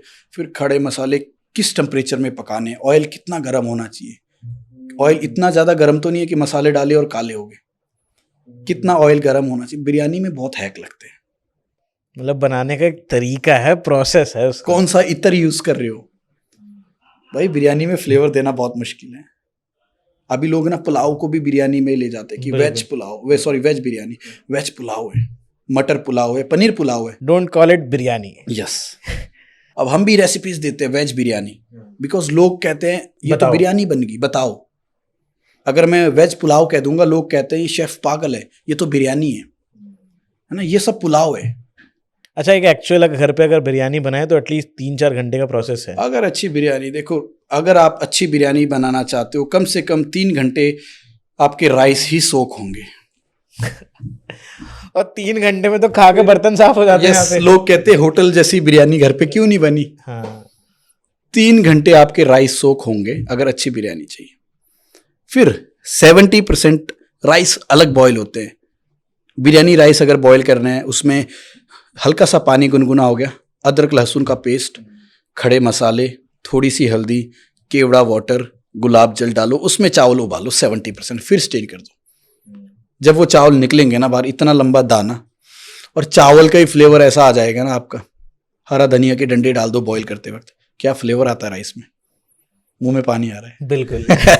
उसके बाद चिकन को कुक करना है, ठीक है। चिकन को बिल्कुल स्लो कुक आंच में कुक करना है उसको, राइट। कभी तेज आंच में कुक नहीं, स्लो कुक में करना है आपको। और जब भी आप उसको चिकन मैरिनेट करना है, उसमें आपको दही की मैरिनेशन कर सकते हो, अदरक लहसुन का पेस्ट, खड़े मसाले का पाउडर घर पे बनाओ, उसको डाल के, कसूरी मेथी का हल्का सा पाउडर, हल्का सा देगी मिर्च ज़्यादा लगा के उसको मैरिनेट कर दो, 4 घंटे रख दो चिकन में, अंदर तक जाने दो। चिकन में थोड़ा सा चीरे लगा लो, कट्स लगा लो, ताकि फ्लेवर अंदर तक जाए, राइट। उसके बाद उसको स्लो कुक में पकाओ, ठीक है। ब्राउन प्याज डालो, ऊपर से हरा धनिया डालो, केसर डालो, क्या बिरयानी बनती है। ये जो खाने के पॉडकास्ट हैं, ये पॉडकास्ट किचन में होने चाहिए। बिल्कुल बिल्कुल। क्योंकि बनाते बनाते पानी आ जाएगा। राइट। अभी जैसे आपने बताया कि रेस्टोरेंट का स्वाद घर पे कभी नहीं आता, ये बड़ी शिकायतें हैं लोगों ये की। मैंने बता दिया ना आपको अभी। अच्छा, जैसे एक चीज बताओ, जैसे कोई सब्जी बना रहे हैं, जैसे अब हमने बाहर मटर पनीर खाया और घर में मटर पनीर खाया, फ्लेम बहुत मैटर करती है। मेन रीजन फ्लेम है। गैस की जो फ्लेम होती है ना, सबसे बड़ा रीजन यही है। बाहर की जो गैस है, अगर उसमें घर का बर्तन रख देना, रेस्टोरेंट के बर्तन उड़ जाएगा। रेस्टोरेंट के चूल्हे इतने बड़े होते हैं ना, राइट, बहुत high flame use. Yes, high flame में रेस्टोरेंट का खाना बनता है, इसीलिए खाना जल्दी मिलता है, स्मोक आता है, फ्लेवर आता है। फ्लेवर स्मोक से भी आता है। बिल्कुल। घर की गैस कितनी तेज कर लेंगे, राइट, वो उतनी। इसीलिए रेस्टोरेंट जैसा खाना घर पे नहीं बनता। अच्छा, कोई ऐसे मसाले जो आपको लगता है कि रेस्टोरेंट्स में यूज होते हैं बट घर पे यूज नहीं होते, इसलिए वो टेस्ट नहीं आ पाता? देखो, उसके लिए तो मेरी रेसिपी देखनी पड़ेगी। उसमें सारे रेस्टोरेंट स्टाइल मसाले दे रखे हैं मैंने, गरम मसाला, टी मसाला, सारी रेसिपीज, वो फ्लेवर जो मेरे अपने हैं रेसिपीज, वो मैंने अपने चैनल पे डाल रखी है।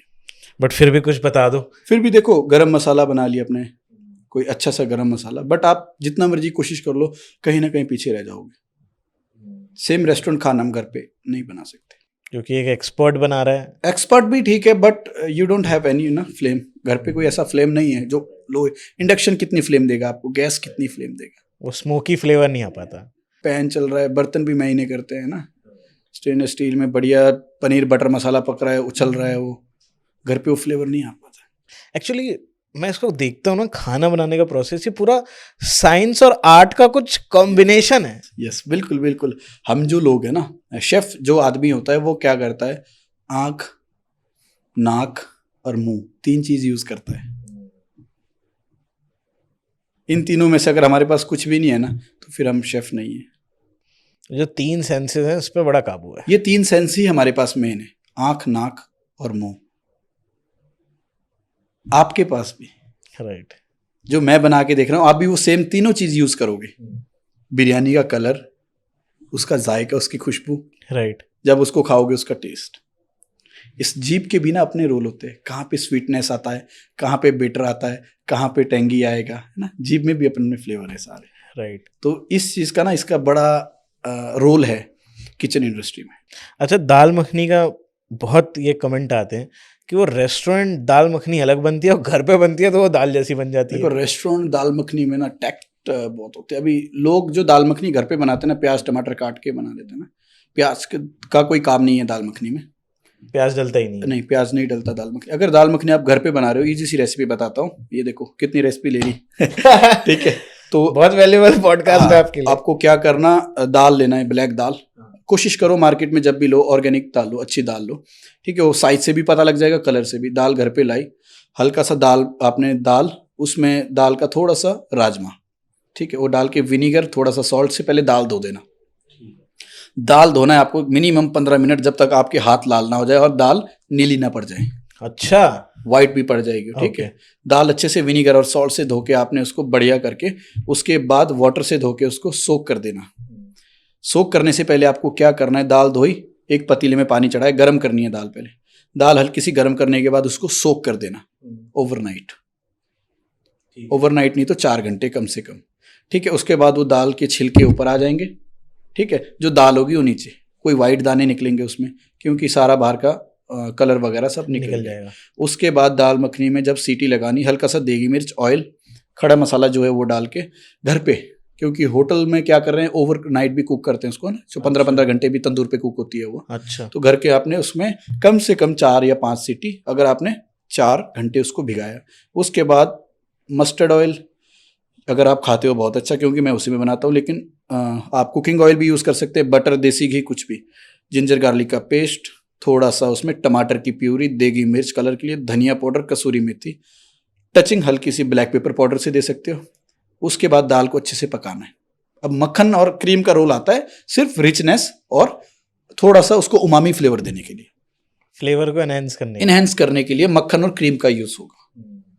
ठीक है, लास्ट में जब आपको लगता है दाल अब गाढ़ी हो चुकी है, दाल मखनी का टेक्सचर ना जब आप प्लेट में डालो ना, वो फैलनी नहीं चाहिए। हाँ, पानी नहीं है ऐसे, पानी, वो दाल मखनी है। जब एक बाउल से आपने 1 चम्मच से दाल मखनी प्लेट में डाली, वो दाल फैली नहीं, वो वहीं खड़ी है, उसके साथ आप 3 रोटी खा सकते हो, दाल हिली नहीं, वो दाल मखनी। इतना टेक्सचर होना चाहिए, राइट, उसको दाल मखनी कहते हैं। मक्खन और क्रीम जस्ट एक टचिंग, उसको फ्लेवर को इन्हेंस करने के लिए, उसमें टेक्सचर, क्रीमी टेक्सचर लेने के लिए हम उसमें वो डालते हैं। दाल मखनी में मक्खन और क्रीम का रोल ये रहता है। आपको फ्री में बहुत सारी रेसिपीज यहाँ पे मिलने वाली है सर से, मिल भी रही है आपको, मिल भी रही है, राइट। अच्छा, घर की कुकिंग में कोई कॉमन मिस्टेक्स होती हैं जिसकी वजह से खाना खराब हो जाता है कभी कभार बनते बनते, हम कुछ ऐसी गलत मिस्टेक्स करते हो? घर की कुकिंग में ज़्यादा, देखिए घर का खाना तो बड़ा सिंपल सा बनता है, राइट, कोई इतनी बड़ी मिस्टेक्स नहीं होती। अगर मिस्टेक्स होती है, वेजिटेबल जब आप ला रहे हो मार्केट से ना, उसको थोड़ा सा चेक करके लाओ। जब मंडियाँ, अच्छा, उसको साफ करने का एक बार प्रोसेस बता दो, आप कैसे साफ करते हो रेस्टोरेंट्स में? रेस्टोरेंट्स में तो देखो केमिकल्स आते हैं, राइट। हाँ, वेजिटेबल अलग धुलती है, हार्ड वेजिटेबल का प्रोसेस अलग होता है, सॉफ्ट का अलग होता है, फिर उसको स्टोर बड़े तरीके से किया जाता है, एक्सपायरी डेट होती है हर चीज़ की।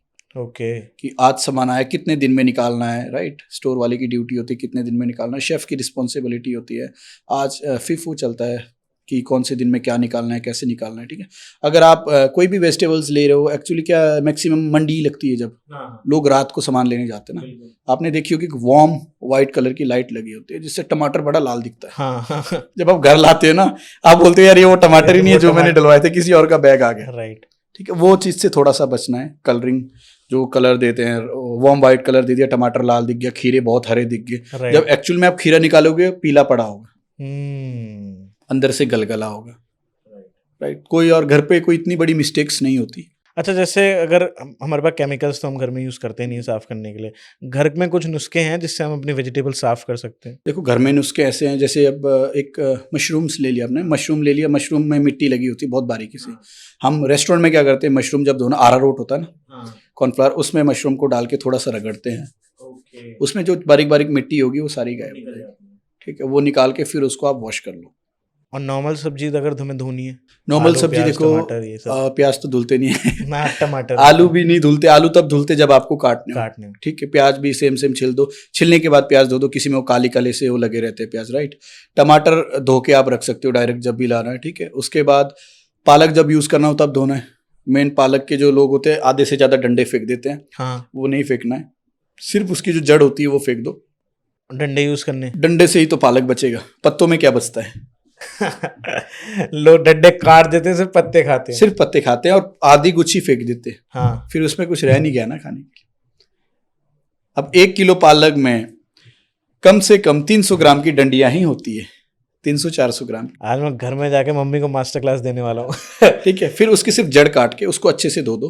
पालक जब भी धोना है आपको 4 से 5 पानी से धोना है।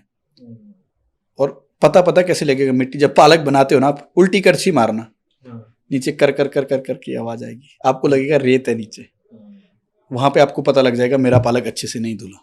ओके। पालक कम से कम 5 पानी से धोना है अच्छे से, एक एक पत्ता खोल के। धोने के बाद बढ़िया उसको सुखा दो पंखे के नीचे, सेट हो जाएगा आपको पालक। और ये जो शेफ वाला जो खानों में अरोमा आता है, जो खुशबू आती है भीनी भीनी सी, मसालों का जो बैलेंस टेस्ट होता है, हम घर में मसाले यूज़ करते हैं, आपने जैसे बताया खड़े मसाले। अब कि कोई वो जो बड़ी वाली इलायची आती है वो इतनी डाल देगा कि वो इलायची का टेस्ट है। मेन रीजन यही है ना, स्किल नहीं है घर पे। स्किल एक शेफ के पास ही है। राइट, अगर स्किल है, कौन सा खड़ा मसाला मेन ना, जब आप खड़े मसाले भूनते हो ना, आपको वहां पे तेल का टेक्सचर पता होना चाहिए कितना गर्म हो गया है। ये 1 सेकेंड में ना काले हो जाएंगे खड़े मसाले। खड़े मसाले काले हुए, आपका सारा खाना गया, खाना गया। जो भी घर में खड़े मसाले यूज करते हैं। तो खड़ा मसालों को धीमी आंच पे पकाना चाहिए। हाँ, जब आपका ऑयल हल्का सा गर्म हो जाए, उसमें खड़े मसाले डाल के हल्के से, खड़े मसाले सिर्फ ब्राउन करने होते हैं। राइट, उनको जलाना नहीं है। आपका जीरा डाल दो, कटा हुआ लहसुन, हरी मिर्च, अदरक, फिर प्याज भून के, प्याज हल्का सा ब्राउन हो गया, फिर कुछ भी आप बना रहे हो उस हिसाब से आप कीजिए, लेकिन खड़े मसाले हल्के से ब्राउनिश में आए। राइट, कोई किचन का नुस्खा बेटर डाइजेशन के लिए, क्योंकि आप अब इतना बढ़िया खाने आपने बता दिए, लोग बनाएंगे खाएंगे। आफ्टर ईटिंग एक ड्रिंक है, राइट, चूरन बनाता हूँ मैं घर पे, कलौंजी, जीरा, सौंफ, जीरा शाही जीरा लेना है, शाही जीरा। हाँ okay. शाही जीरा थोड़ा बड़ा होगा, सौंफ, उसमें 2 से 4 दाने मेथी के, और गुलाब के पत्ते, गुलाब के पत्ते, हाँ ड्राई रोज के पत्ते, वो लेके उसका एक पाउडर बनाना है। एवरी डे खाने के बाद 1 चम्मच वार्म वाटर में लेना है उसको। कोई डकार नहीं आएगी, पेट बिल्कुल साफ, कोई जलन नहीं छाती में, सब सेट कर देगा। ये रेसिपीज बता के उन्होंने आपको बता भी दिया है उसको पचाना कैसे। राइट। 5 स्टार होटल्स का जब हमारे सामने नाम आता है ना सर, अब जैसे एक शेफ की लाइफ में तो सबसे बड़ा यही होता है कि किसी अच्छे 5 स्टार होटल में काम करें। बिल्कुल, क्योंकि अगर कोई शेफ बन रहा है तो शायद इसलिए बनता है कि अच्छी जगह पे हम काम करें और बने।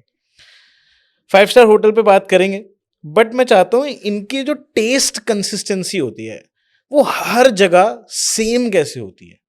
चाहे मैं दरियागंज रेस्टोरेंट है या बहुत सारे रेस्टोरेंट, मैं किसी को प्रमोट नहीं कर रहा भाई, मेरे को पैसे नहीं मिले, बट आप इनकी दाल मखनी यहाँ खा लो और पंजाब में जाके खा लो, सेम होती है बिल्कुल। अब इसका मेन रीजन क्या होता है, एक टीम लीडर, जैसे पिताजी बच्चे को पालते हैं ना, हाँ। एक लीडर और एक एसओपी मैटर करती है। अच्छा, कि आप किस रेसिपी से, जो आपका बेस किचन है वो काम कर रहे हैं। अगर आपके 8 से 10 किचन चल रहे हैं तो आपका एक बेस किचन होगा जहां सारा माल तैयार हो रहा है, सारी प्रिपरेशन वहां पे हो रही है। जब आपके पास बेस किचन सॉलिड है ना, आप ऑल ओवर वर्ल्ड में माल भेज दो या ऑल ओवर इंडिया में माल भेज दो, टेस्ट में कभी फर्क आएगा ही नहीं। एक जो लीडर है, एक जो उसने रेसिपी बनाई है, उस पर अगर प्रॉपरली काम हो रहा है, तो सेम चीज़ चलती है। अगर कोई जुगाड़ी कर रहा है फिर उसका कोई फ़ायदा नहीं है।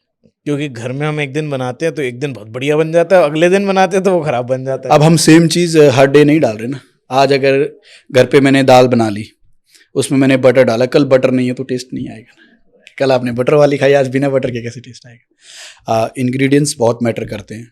जो है रेसिपी में वो डालने ही डालने हैं, जो उसमें लिखे है वो डालने ही डालने हैं। सेम फ्लेवर अगर they have same recipe book for every restaurant, yes, और उसी को सारे लोग फॉलो करते हैं। एग्जैक्टली, बिल्कुल।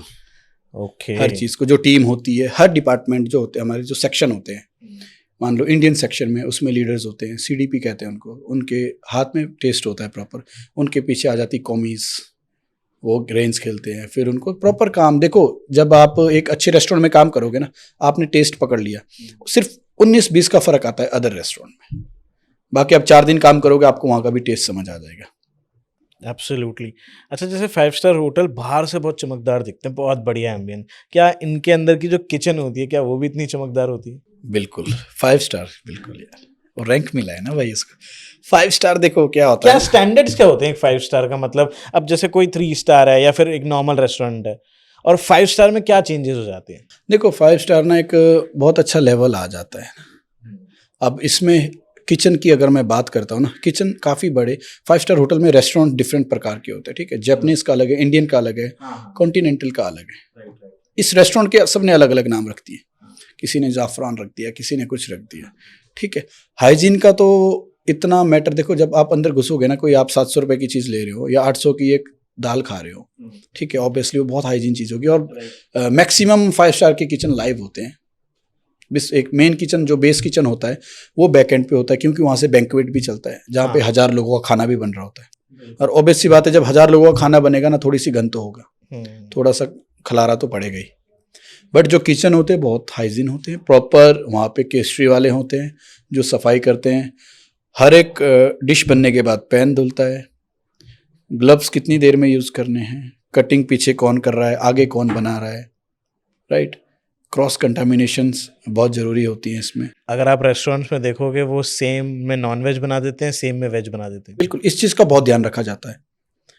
कलर ऑफ बोर्ड्स, येलो किस में, ब्लू किस में, ब्राउन किस में, रेड किस में, वाइट किस में, ठीक है। उसके बाद बेसिक क्रॉस कंटामिनेशंस में क्या करते हैं कि कोई नहीं देख रहा है, मैंने चिकन काट लिया सेम नाइफ से, हाँ खीरा काट दिया, बिल्कुल। तो क्रॉस कंटामिनेशन हो गया। वो उस चीज़ का बड़ा ध्यान रखा जाता है। और अच्छे लीडर्स होते हैं, जब आप एक अच्छे रेस्टोरेंट या 5 स्टार होटल में काम करें तो अच्छे लीडर के नीचे काम करें। मतलब उधर एक लीडरशिप टीम होती है जो इन चीज़ों का ध्यान टीम वर्क बहुत मायने रखता है ना। एक लीडर बिना टीम के कुछ भी नहीं है। आज अगर मैं कॉर्पोरेट शेफ हूँ, राइट, तो विदाउट टीम में कुछ भी नहीं हूँ। जो मेन एग्जीक्यूटिव शेफ होते हैं वो टीम होती है। अच्छा, एक 5 स्टार होटल के जो किचन है उसमें कितने शेफ होते हैं? डिपेंड करता है आपका, मान लो इंडियन रेस्टोरेंट में है तो उसमें 20 भी हो सकते हैं। 20 शेफ सिर्फ ही? हाँ, एक डिपार्टमेंट। ट्रेनीज होते हैं उसमें, सेकंड कॉमी होते हैं, थर्ड कॉमी होते हैं, फर्स्ट कॉमी होते हैं, सीडीपीज होते हैं, सू शेफ होते हैं, जूनियर सू शेफ होते हैं, बहुत सी इसमें सेक्शन वाइज आपने पोस्ट जिस आती है। हिसाब से मुझे रैंक्स बताई ना, मुझे लगा मैं आर्मी की रैंक सुन रहा हूँ। अब जब आप जाते हो ना एज अ ट्रेनी जाओगे, आईटी करोगे, फिर जेटी करोगे, फिर आपको एक पोजीशन मिलती है थर्ड कॉमी। थर्ड कॉमी के बाद आप जाते हो सेकंड कॉमी, सेकंड कॉमी के बाद जाते हो आप फर्स्ट कॉमी, फर्स्ट कॉमी के बाद आपका लेवल आ जाता है डीसीडीपी, डीसीडीपी के बाद आ जाते हो आप सीडीपी, सीडीपी के बाद आता है सीनियर सीडीपी, सीनियर सीडीपी के बाद आता है जूनियर सू शेफ, उसके बाद आता है सीनियर सू शेफ, फिर जूनियर एग्जीक्यूटिव सू शेफ, फिर सीनियर एग्जीक्यूटिव सू शेफ, फिर एग्जीक्यूटिव शेफ, ये तो जनरल तक रैंक हो गई इनकी। फिर कॉर्पोरेट शेफ, फिर एग्जीक्यूटिव कॉर्पोरेट शेफ, ऐसे रैंक होते हैं इसमें। ओके। फिर डायरेक्टर ऑफ कुलिनरी, सीडीसी, बहुत सी चीजें। मतलब भाई अगली बार आप बोलो ना कि 5 स्टार का खाना बहुत महंगा है, तो उनके शेफों से मिल लेना जाके, कितनी बड़ी अब आप टीम ये है। रखो, एक अच्छी प्रॉपर्टी अगर 5 स्टार होगी तो मे भी 120-30 लोग किचन में काम कर रहे होंगे इजीली। टोटल स्टाफ की मैं बात करूं, 200-250 आदमी इकट्ठा हो जाता है। और रेस्टोरेंट में बावर्ची धो देता है, वही बना देता है। परना डाला, साफ किया और चल। तो ये फर्क है ना रेस्टोरेंट और 5 स्टार में। 5 स्टार बहुत बड़ी चीज है जनाब। मतलब स्टैंडर्ड्स और क्वालिटी पे बहुत यस, काम करना बिल्कुल मैंडेटरी है। मैंडेटरी है। 300 करोड़ रुपए की प्रॉपर्टी तैयार हो रही है सर, 250-300 करोड़ रुपए में 5 स्टार रैंक तैयार होगा। वो चीज़ मायने रखती है ना। तो अगले बार अगर आप 800 रुपए की दाल मखनी खाओ तो समझ जाना क्या है। नॉर्मली 5 स्टार दे रहा होगा 800 विद जीएसटी अगर लगाओ 830 रुपये 840 रुपये रेट जाता होगा, और वो बहुत जेन्युइन सा रेट है, कोई मुझे नहीं लगता इतना बड़ा रेट है। बिल्कुल। अच्छा, 5 स्टार होटल्स में सैलरीज कितनी होती हैं? क्योंकि ऐसा बताया जाता है बहुत सैलरीज होती हैं। कितनी सैलरी होती है एक देखो, शेफ की? स्टार्टिंग से मैं आपको बताता हूँ स्ट्रगल से। बिल्कुल। पहले के 5 साल बहुत डिफिकल्ट होते हैं, अच्छा। बहुत डिफिकल्ट। अगर आपने 5 साल झेल ली ना इंडस्ट्री, फिर आप राजा हो। अच्छा, पहले 5 साल झेलना पड़ेगा आपको। बहुत स्ट्रगल होता है। कितनी सैलरी मिलती होगी पहले 5 साल में? अगर आप एज अ जेटी जाते हो, जॉब ट्रेनिंग पे भी जाते हो या थर्ड कॉमी भी जाते हो, 11,000 से 10,000 से शुरू होती है आज की डेट में। जो 5 स्टार में? हाँ, अच्छा। आज की डेट में हाईएस्ट सैलरी अगर मैं कहूँ थर्ड कॉमी की 12-13 हज़ार रुपये नॉर्मल चल रही है।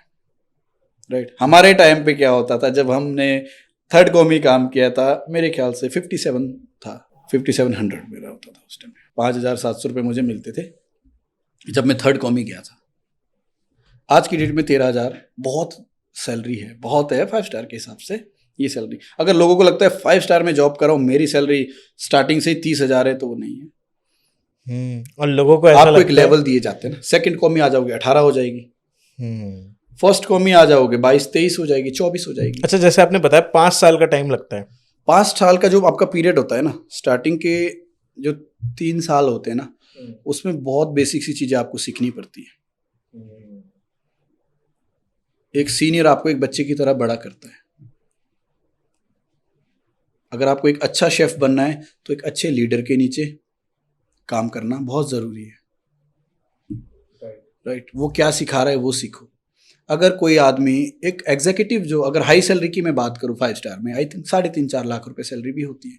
उसके लिए कौन सी रैंक तक जाना जरूरी है? ये एग्जीक्यूटिव शेफ होता है। Executive chef. एग्जीक्यूटिव शेफ इनको क्या बोलते हैं। एक रैंक पे एक लीडर, बहुत फैसिलिटीज भी होती है इनके लिए, बट स्किल्स बहुत होती है। जो 5 साल स्ट्रगल करा है फिर उसका फल मिलता है। एग्जीक्यूटिव शेफ बनने के लिए आपको मिनिमम जो टाइम लगता था 15 से 16 साल लगते थे। 15 से 16 16 साल लगते हैं जनाब। वो भी जिस आदमी के अंदर स्किल्स है। हर कोई अगर एग्जीक्यूटिव शेफ बन गया तो फिर पीछे काम कौन करेगा? लीडर तो एक ही निकलता है ना। उसके नीचे जूनियर्स होते हैं, सू शेफ्स होते हैं, जूनियर एग्जीक्यूटिव शेफ होते हैं। राइट। रैंक चलते हैं। आप जैसे जैसे आप स्किल अपना मेंटेन करोगे, जैसे आप काम सीखोगे, वैसी ग्रोथ है। नो डाउट ग्रोथ नहीं है, बट अगर आप स्टार्टिंग के 5 साल बहुत बेस्ट दे देते हो ना, सीखने में लगा देते हो बेसिकली, स्किल्स को आपको ना इम्प्रूव सिर्फ करने हवा में नहीं आना है कि में। मैं 4 साल हो गए लाओ 30,000। आज की डेट में ये चीज हो गई है कि कितने साल का एक्सपीरियंस है, 2 साल का, क्या सैलरी आप एक्सेप्ट कर रहे हो? 30,000, जबकि उनकी सैलरी होनी चाहिए 18,000 रुपये। अगर एक रैंक पे हम बात करें, होटल इंडस्ट्री जो है ना, सैलरी बिगाड़ती नहीं है कभी। वो आपको सिखाती है स्टेप बाय स्टेप कैसे चढ़ना है। पेशेंस के साथ। रेस्टोरेंट सैलरी खराब कर देती है ओके। मेन पावर के लिए। और रेस्टोरेंट में कितनी सैलरी होती होगी एक शेफ की? एक शेफ देखो, अच्छे जो रेस्टोरेंट है फाइन डाइन प्रॉपर, वो 1.5 लाख रुपए भी दे रहे हेड शेफ को। अच्छा। नो डाउट रेस्टोरेंट कम देता है सैलरी। अच्छे रेस्टोरेंट 1-1.5 लाख रुपए सैलरी चल रही है। फाइन डाइन अगर आपका अच्छा रेस्टोरेंट है, ठीक है। उसके बाद सीडीपी कोई 28 में भी है, 30 में भी है, राइट। कोई 22 में भी काम कर रहा है, 18 में भी, 14 में भी सैलरी स्ट्रक्चर है। सैलरी नो डाउट दोनों में अच्छी मिलती है, बट टाइम कंज्यूमिंग चीज़ होती है ना। एक स्टार प्रॉपर्टी जो है आपको, वो एक लेवल पे बताती है कि कैसे बढ़नी है। स्किल के ऊपर डिपेंड करता है आपके अंदर स्किल्स क्या है। रेस्टोरेंट में क्या होता है, अगर 4 लोग भाग गए और मैंने 3 दिन काम संभाल दिया ना, कहता है यार बेटा ये ले 3,000 और बढ़ा दिए, तेरे पीछे 2 बंदे ले आता हूँ। राइट। हम मार कहाँ खा गए? जो हम 30,000 सैलरी दे रहे थे शेफ को, वो 18 वाले ने 4 दिन काम संभाल लिया, उसी की हमने 20 कर दी। लेकिन वो जो स्किल्स 30 वाले में होगी ना, वो 18 वाले में नहीं होगी। एक्सपीरियंस मैटर करता है। एंड टॉप सैलरीज कितनी होती हैं अगर इस प्रोफेशन में देखा जाए? देखो, टॉप सैलरीज तो जितनी स्किल्स उतना पैसा।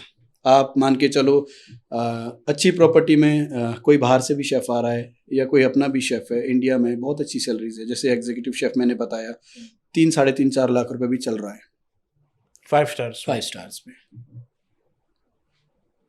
बाहर की बात मैं अगर करूं तो बाहर और भी अच्छी सैलरी है 5 स्टार्स में। और जो जैसे कुछ सेलिब्रिटी शेफ्स होते हैं जैसे आप हो, आप कितनी सैलरी लोगे अगर अगर आपको कोई 5 स्टार सोचे हायर करने के लिए? देखो वो डिपेंड्स करता था, एक अब मेंटेलिटी होती है कि जॉब करनी है, अगर जॉब नहीं करनी है तो कोई फ़ायदा नहीं है, अगर करनी है तो देखो सब आपके एक्सपीरियंस के ऊपर डिपेंड करता है, आपका वाइबा है ना, आपका हर एक, जब आप मीटिंग करोगे ना जाके बैठोगे वहीं पे पता लग जाता है कितना दूध में कितना पानी में। मैं कह दूँ मुझे 3 लाख रुपए चाहिए, अगले जो आगे 4 चीते बैठे होंगे ना कोट पैंट पहन के, वो बड़े कीड़े होते हैं। वो कौन सा क्वेश्चन कहाँ पूछ ले कोई पता नहीं। राइट। अगर आपको कोई 3 लाख रुपए सैलरी दे रहा है तो बहुत सी चीज़ पूछेगा, वो आपसे बहुत कुछ एक्सेप्ट कर रहे हैं। राइट, बहुत एक्सपेक्टेशन है उनकी आपसे बहुत ज़्यादा, कि उतना एक्सपीरियंस, उतनी स्किल्स, हर Yes, चीज़ होनी चाहिए। हर चीज़ होनी चाहिए, राइट। अच्छा, पर्क्स एंड फैसिलिटीज़ भी मिलते हैं क्या आपको? जैसे कुछ पर्क्स एंड फैसिलिटीज़ होते हैं होटल की तरफ से, जैसे आप एग्जीक्यूटिव शेफ बन गए? आपको कंपनी की कार मिलती है, कंपनी का फ्लैट मिलता है, अच्छा। कार लेने आएगी, कार छोड़ने जाएगी, सिर्फ एग्जीक्यूटिव शेफ नहीं, अच्छे लेवल पे कोई गर्ल स्टाफ है या कोई स्टाफ दूर रहता है, मान लो 10 शेफ मेरे एक ही जगह रह रहे तो कंपनी कार देती है, आपको बढ़िया गाड़ी देती है। अच्छा। कि भाई इनके लड़के ये टाइमिंग है, इनको छोड़ के आना है, Okay. लेके आना है, सब कुछ होता है, फैसिलिटीज़ बहुत है। फिल्म इंडस्ट्री के बाद अगर कोई इंडस्ट्री आती है तो होटल इंडस्ट्री है। Hotel management. Yes, HM, hotel management, खाना पीना रहना, रोज़ नए लोगों से मिलना, नई चीज़ें सीखना, नई चीज़ें सीख के उनको ट्राई करना, फिर बनाना, फिर उसको बनाने का सीखने के भी पैसे हैं ना, सीखने के भी पैसे मिलते हैं। मिल ही रहे हैं। राइट। अगर आप इंस्टीट्यूट में जा रहे हो, आप HM की स्टडी करने के लिए फीस दे रहे हो, होटल में आप जा रहे हो IT करने, मान लो आपको 5,000 रुपये बता दिए, हम 5,000 रुपये देंगे, बट आपको तैयार भी तो कर रहे हैं आगे के लिए, आपकी स्किल्स को भी तो डेवलप कर रहे हो। अगर आप रगड़ा से लोगे तो ठीक है, रगड़ा बहुत होता है, you have to be patient, आपको सीखना पड़ेगा। बहुत टॉर्चर होता है, बहुत टॉर्चर। टॉर्चर ये नहीं कि मारते हैं पीटते ना, काम, हमारा दिमाग कितना शार्प है वो मायने रखता है, हमारी कैच कैपेसिटी क्या है, क्योंकि आपको रेसिपीज याद भी रखनी है। अब ना होटल्स में क्या, 5 स्टार होटल्स में 10 प्रकार के चावल होंगे, वो याद रखने हैं। मेरे सीनियर ने कह दिया ना ब्राउन राइस लेके आ, मैं ढूंढता रह जाऊं, वो ऐसी गालियां बजती है ना, सुननी भी पड़ती है भाई, क्योंकि आप सीख रहे हो उससे। सीख रहे हो, ज्ञान ले रहे हैं ना। अगला कह देगा अपना पामेजान लेके आओ या बोकोचूनी लेके आओ, पता होना चाहिए क्या है वो। हम फ्रिज में ढूंढते रहे, हम बोकोचूनी अगर ड्राई स्टोर में ढूंढने जाए, अगला गाली देगा, फिर क्या करेगा, क्योंकि उसके ऊपर प्रेशर है ना, एक ऑर्डर की टाइमिंग दे रखी है। एब्सोल्युटली। तो ये बहुत प्रेशर्स, मेंटेलिटी थोड़ा सा उसमें ये रखना पड़ता है कि हमें कैच कैपेसिटी बहुत शार्प करनी पड़ती है, हमें बहुत तेज सोचना पड़ता है। और आज की डेट में तो आप जितना जल्दी सीख रहे हो, जितनी स्किल्स है, लोग बढ़िया शेफ बन रहे हैं, अपना पैसा कमा रहे हैं। अच्छा, जैसे शेफ की दुनिया में ये जॉब तक तो सीमित होती नहीं, क्या क्या और करा जा सकता है? क्योंकि जनरली जो बच्चे पढ़ रहे हैं, आज उन्होंने HM करना स्टार्ट करा है, तो उनको ऐसा लगता है कि यार अपन की एक 5 स्टार में जॉब लग जाएगी, चलो ठीक है, सर ने बताया 5-10 साल में एग्जीक्यूटिव बन जाएंगे, 4-5 लाख रुपए उठाएंगे, अपनी बढ़िया जिंदगी होगी। बट ऊंचाइयां कितनी हैं? ऊंचाइयां बहुत ज़्यादा ऊंचाइयां, इसमें आप 0 से शुरू करो ना, आप हीरो बनते हो। इसमें ऊंचाइयां ये है, स्टार्टिंग अगर आप एक HM स्टडी कर लेते हो, राइट, आपने 10 साल एक प्रॉपर्टी में, आजकल 5 साल भी दे दो आप बहुत कुछ सीख जाते हो। उसके बाद एक अपना बिजनेस, पहला स्कोप, बिजनेस के बाद आपकी फ्रेंचाइजेस, तीसरा स्कोप, अगर वो चीज़ नहीं चल रही, अपनी कंसल्टेंसी खोल लो, चौथा स्कोप। अच्छा, कंसल्टेंसी वाली चीज में कितना पैसा है? बहुत पैसा है।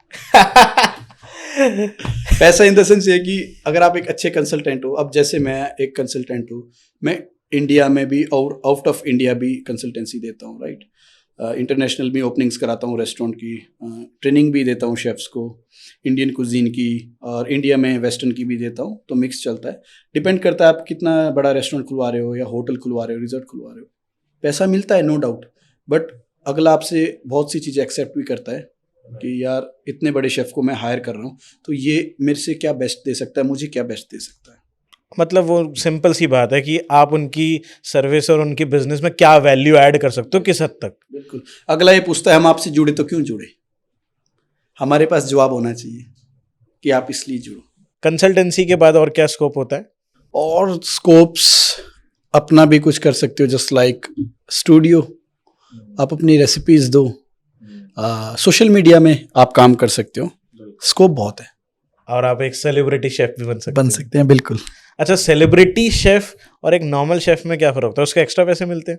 ऐसा नहीं है, सेलिब्रिटी शेफ एक ओहदा भी कह सकते हो, बट एक लेवल पे जब आप अच्छा काम करते हो, अच्छे लोगों से, ऊंचे लोगों से मिलते हो या सेलिब्रिटीज से मिलते हो, ठीक है, तो लोग आपको खुद ही बोलना शुरू कर देते हैं कि सेलिब्रिटी शेफ है, या आपने कोई बड़ा शो कर लिया, सेलिब्रिटी शेफ शो कर टीवी लिया, पे आने लग गए, टीवी पे आने लग गए, आप ऑब्वियसली खुद सेलिब्रिटी बन जाओगे, राइट? या फिर आपके रील्स पे मिलियंस ऑफ व्यूज आने लग गए, व्यूज आने लगे, ऐसा ही होता है। बाकी शेफ सेम होता है, स्किल्स तो सेम है ना, 19-20 का फर्क हर आदमी में, स्किल सेम होती है। अच्छा, जैसे आपने ऊंचाइयों की बात करी, पर बैक साइड भी तो है होटल इंडस्ट्री की। ठीक है, बैक साइड तो इसकी बहुत बुरी आप कह सकते हो। रिगार्डिंग अब जैसे दिवाली आ रही है नज़दीक, राइट, या कोई भी फेस्टिवल है, होली है, कुछ भी है, तो इसमें क्या होता है कि हमें छुट्टी मिलना बहुत मुश्किल हो जाता है, क्योंकि हमारे जब आप घर पे दिया जलाते हो, हमारे उधर फेस्टिवल चल रहा होता है, आपके इवेंट्स होते हैं, हमारे ग्रुप्स चलते हैं, 400 का ग्रुप आ रहा है, 300 का ग्रुप आ रहा है, कोई फलाना इवेंट आ गया, ये इवेंट आ गया, वो इवेंट आ गया, आज ये फेस्टिवल है, ठीक है। अब मैक्सिमम लोग तो होली घर पे मनाने का सोचते हैं, लेकिन हमारे डीजे चल रहे होते हैं, इवेंट्स चल रहे होते हैं, ठीक है, हमारे पूल पार्टी चल रही होती है बढ़िया। तो हर परिवार ये सोचता है हमारा बच्चा घर पे होता आज, बट वो सोचता ही है क्योंकि हमें अपनी जॉब भी करनी होती है। सेक्रीफाइसेस बहुत ज़्यादा है होटल इंडस्ट्री में। बैक एंड की लाइफ सारी ये है कि हमें थोड़ी सी चीज़ें बहुत सेक्रीफाइस करनी पड़ती हैं, घर परिवार, रिश्तेदारी, फेस्टिवल्स, शादियाँ, क्योंकि ये ज़िंदगी में आप देखोगे फेस्टिवल्स होते हैं तभी हम अपने रिश्तेदारों से जनरली मिलते भी हैं, और हमें नहीं मौका मिलता। राइट। एक अगर मान लो हम एक होटल में 50 शेफ काम कर रहे हैं, अगर 50 घर चले गए तो होटल में तो ताला लग गया। बिल्कुल। तो बहुत सी चीज़ें सेक्रीफाइस करनी पड़ती है। तो मैक्सिमम शेफ जो है, कुक जो है, वो इंडस्ट्री में ही मज़े करते हैं। वो उनका परिवार, हमारा जो टीम वर्क होता है, हम एक दूसरे के लिए परिवार है। एब्सोल्युटली, कल्चर है, राइट। तो हम बाहर निकलने की सोच ही नहीं सकते, बिकॉज हमारे ग्रुप भरे पड़े हैं, हमारे पास अला कार्ट के ऑर्डर चल रहे हैं, हमारे पास फिक्स मेन्यू चल रहा है। तो फिर फेस्टिवल पे घर जाने का, फेस्टिवल्स में लोग आफ्टर दिवाली या आफ्टर होली आते कहाँ हैं? रेस्टोरेंट्स में या होटल्स में। कुछ चीज़ें जो कभी बंद नहीं होती, होटल, हॉस्पिटल्स, राइट, बिल्कुल, ये चीज़ें 24 घंटे और 24/7 ओपन ही रहती हैं। एंड एक चीज़ मैंने देखा है कि 14-15 घंटे की शिफ्ट्स होती हैं। ऑब्वियसली करनी पड़ती है, बट अब बहुत अच्छा हो गया, 8-9-10 घंटे लास्ट जा रहे हैं। बट स्टार्टिंग मुझे लगता है कि ट्रेनिंग जब होती है आपको करना भी पड़ता है 15 घंटे, क्योंकि अभी क्या है ना, आजकल की जनरेशन को लगता है 7 से 8 घंटे शिफ्ट करेंगे फिर निकलेंगे। हमारे टाइम पे 17-17 घंटे की शिफ्ट होती थी, 17 आवर्स, और वर्कलोड बहुत ज़्यादा, मशीनरी बहुत कम। अब तो क्योंकि वो ज़माना भी अलग था, अब तो मशीनरी आ गई ना हर एक चीज़ के लिए। राइट। पहले हमें क्रीम हाथ से फेंटनी है, बहुत सी चीज़ें होती थी जो आपको खुद ही करनी पड़ती थी, तभी तो आज बैठे हैं। आज की जनरेशन के लिए मशीन, हर एक चीज़ की मशीन आ गई है, इक्विपमेंट्स बहुत हो गए ना। मैं आपसे इस सवाल इसलिए पूछ रहा हूँ क्योंकि होटल मैनेजमेंट की जो इंडस्ट्री है ना, बाहर से बहुत ग्लैमरस दिखती है, बहुत लग्जूरियस दिखती है, बट उसकी एक बैक साइड भी है जिसको आपको देखना भी पड़ता है। राइट, बिल्कुल। तब और वो चीज़ करनी भी पड़ती है, तब शायद आप यहाँ तक पहुँचोगे। देखो, हर एक बंदा ना उस लेवल तक पहुँचने में टाइम लगाता है, वो जो कड़ी मेहनत कर रहा है, जो सेक्रीफाइस कर रहा है ज़िंदगी में। अब हम 2-2 साल घर नहीं जाते, राइट, फेस्टिवल्स नहीं मनाते, मन करता है, पर जॉब भी मस्ट है ना। आज अगर प्रॉपर्टी छूट गई, नेक्स्ट टाइम उनके पास तो रिज्यूम का ढेर लगा पड़ा है।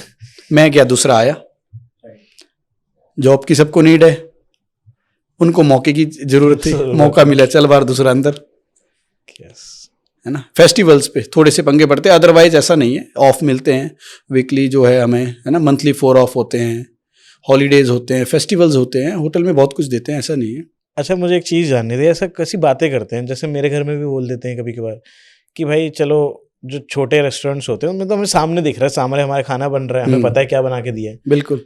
बट 5 स्टार्स में बंद किचन में खाना बनता है, फ्रेश है नहीं है, तो क्या 5 स्टार होटल्स में भी कुछ अनएथिकल प्रैक्टिसेस होती हैं? आपने कभी देखा है? ऐसा कुछ भी नहीं है, बट कुछ देखो, जब अगर हाइजीन की बात करें तो हाइजीन बहुत अच्छा होता है, बट जब ज़्यादा रश होता है थोड़ा बहुत गंद पड़ता है ना।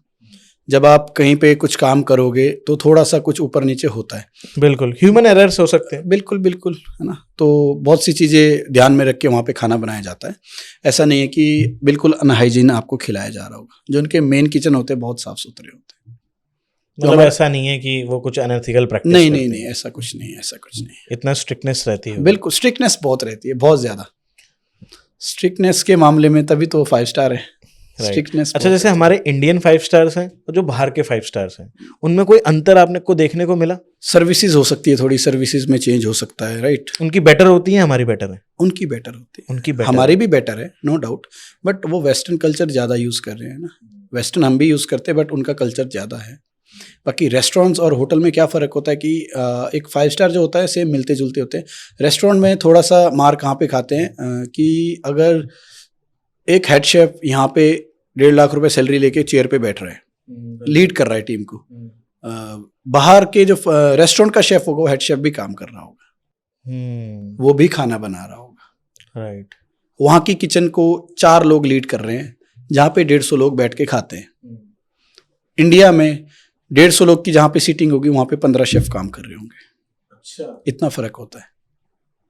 उधर मान लो 150 कवर है, 4 से 5 लोग हैंडल कर रहे हैं और उधर एक शिफ्ट पे, और इधर 10 से 15 लोग नॉर्मली किचन में।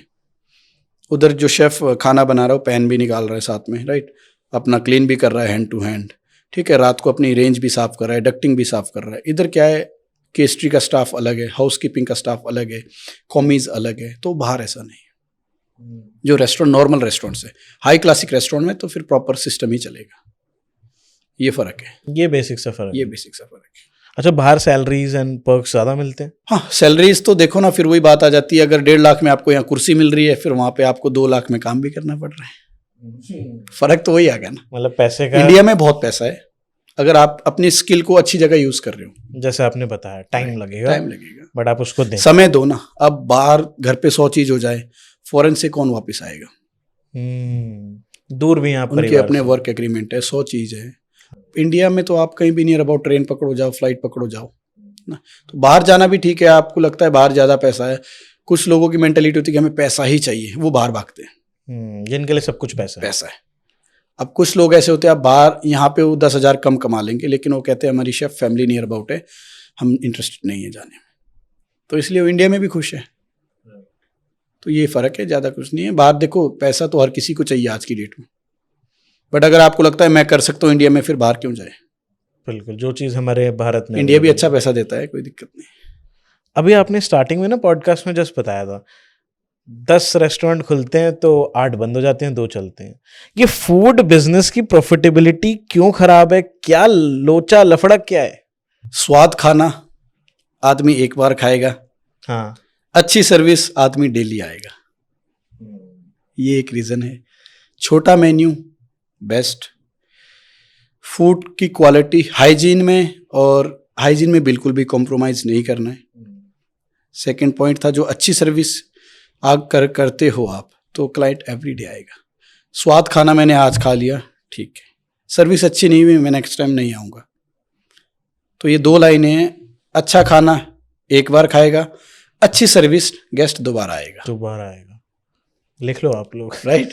तो ये भी मेन रीज़न है। बाकी सोशल मीडिया में पब्लिसिटी करो, इंस्टाग्राम फेसबुक दबा के आजकल, है ना, वहाँ से। ये एक सेल्फ इनिशिएटिव वाला काम है। यस, आपको खुद करना है, खुद करना है। किसी के ऊपर डिपेंड नहीं रह सकते। आपको अपना जो आप कर सकते हो वो कोई और नहीं कर सकता है। रेस्टोरेंट बिजनेस में बहुत दिमाग लगता है, बहुत ज्यादा स्ट्रेस भरा काम है। अच्छा, मैं एक जगह पढ़ रहा था, लोग क्या करते हैं, एम्बियंस में तो बहुत ज्यादा पैसा लगाते हैं, बट जहाँ शेफ की बारी आती है तो वो सोचते हैं कम सैलरी वाला आ जाए। राइट, कम सैलरी में कोई मिल जाए तो देखो, कम सैलरी कम स्किल्स। अच्छी सैलरी जो मांगेगा वो अपनी स्किल्स भी दिखाएगा। जब आप शेफ हायर कर रहे हो, उसका ट्रायल लो। शेफ आज आए हैं, ट्रायल दे देते हैं, ठीक है। जो अपनी स्किल्स पे जिसको कॉन्फिडेंस होगा ना, यार मैं कर सकता हूँ, वो मुंह मांग के बोलेगा 28 नहीं मैं 30 ही लूंगा। पुख्ता है तो रखो, नहीं पुख्ता है तो मैं चलता हूँ, क्योंकि मेरे पास अपॉर्चुनिटी। आपका एक होटल है, मेरे लिए 100 होटल और है। राइट। तो कम सैलरी ठीक है, हर एक आदमी का अपना बजट है, बट जिसकी जो स्किल्स है वो तो अपने पैसे लेगा ही ना, क्योंकि स्वाद तो मैटर करता है, ऑब्वियसली। रेस्टोरेंट में मैटर क्या क्योंकि करता मुझे कुछ चीजें खानी है तो मुझे ऐसा लगता है कि मुझे उधर ही जाना पड़ेगा, वो टेस्ट यहाँ पे नहीं है? हाँ बिल्कुल, ये तो मायने रखती है चीजें। है।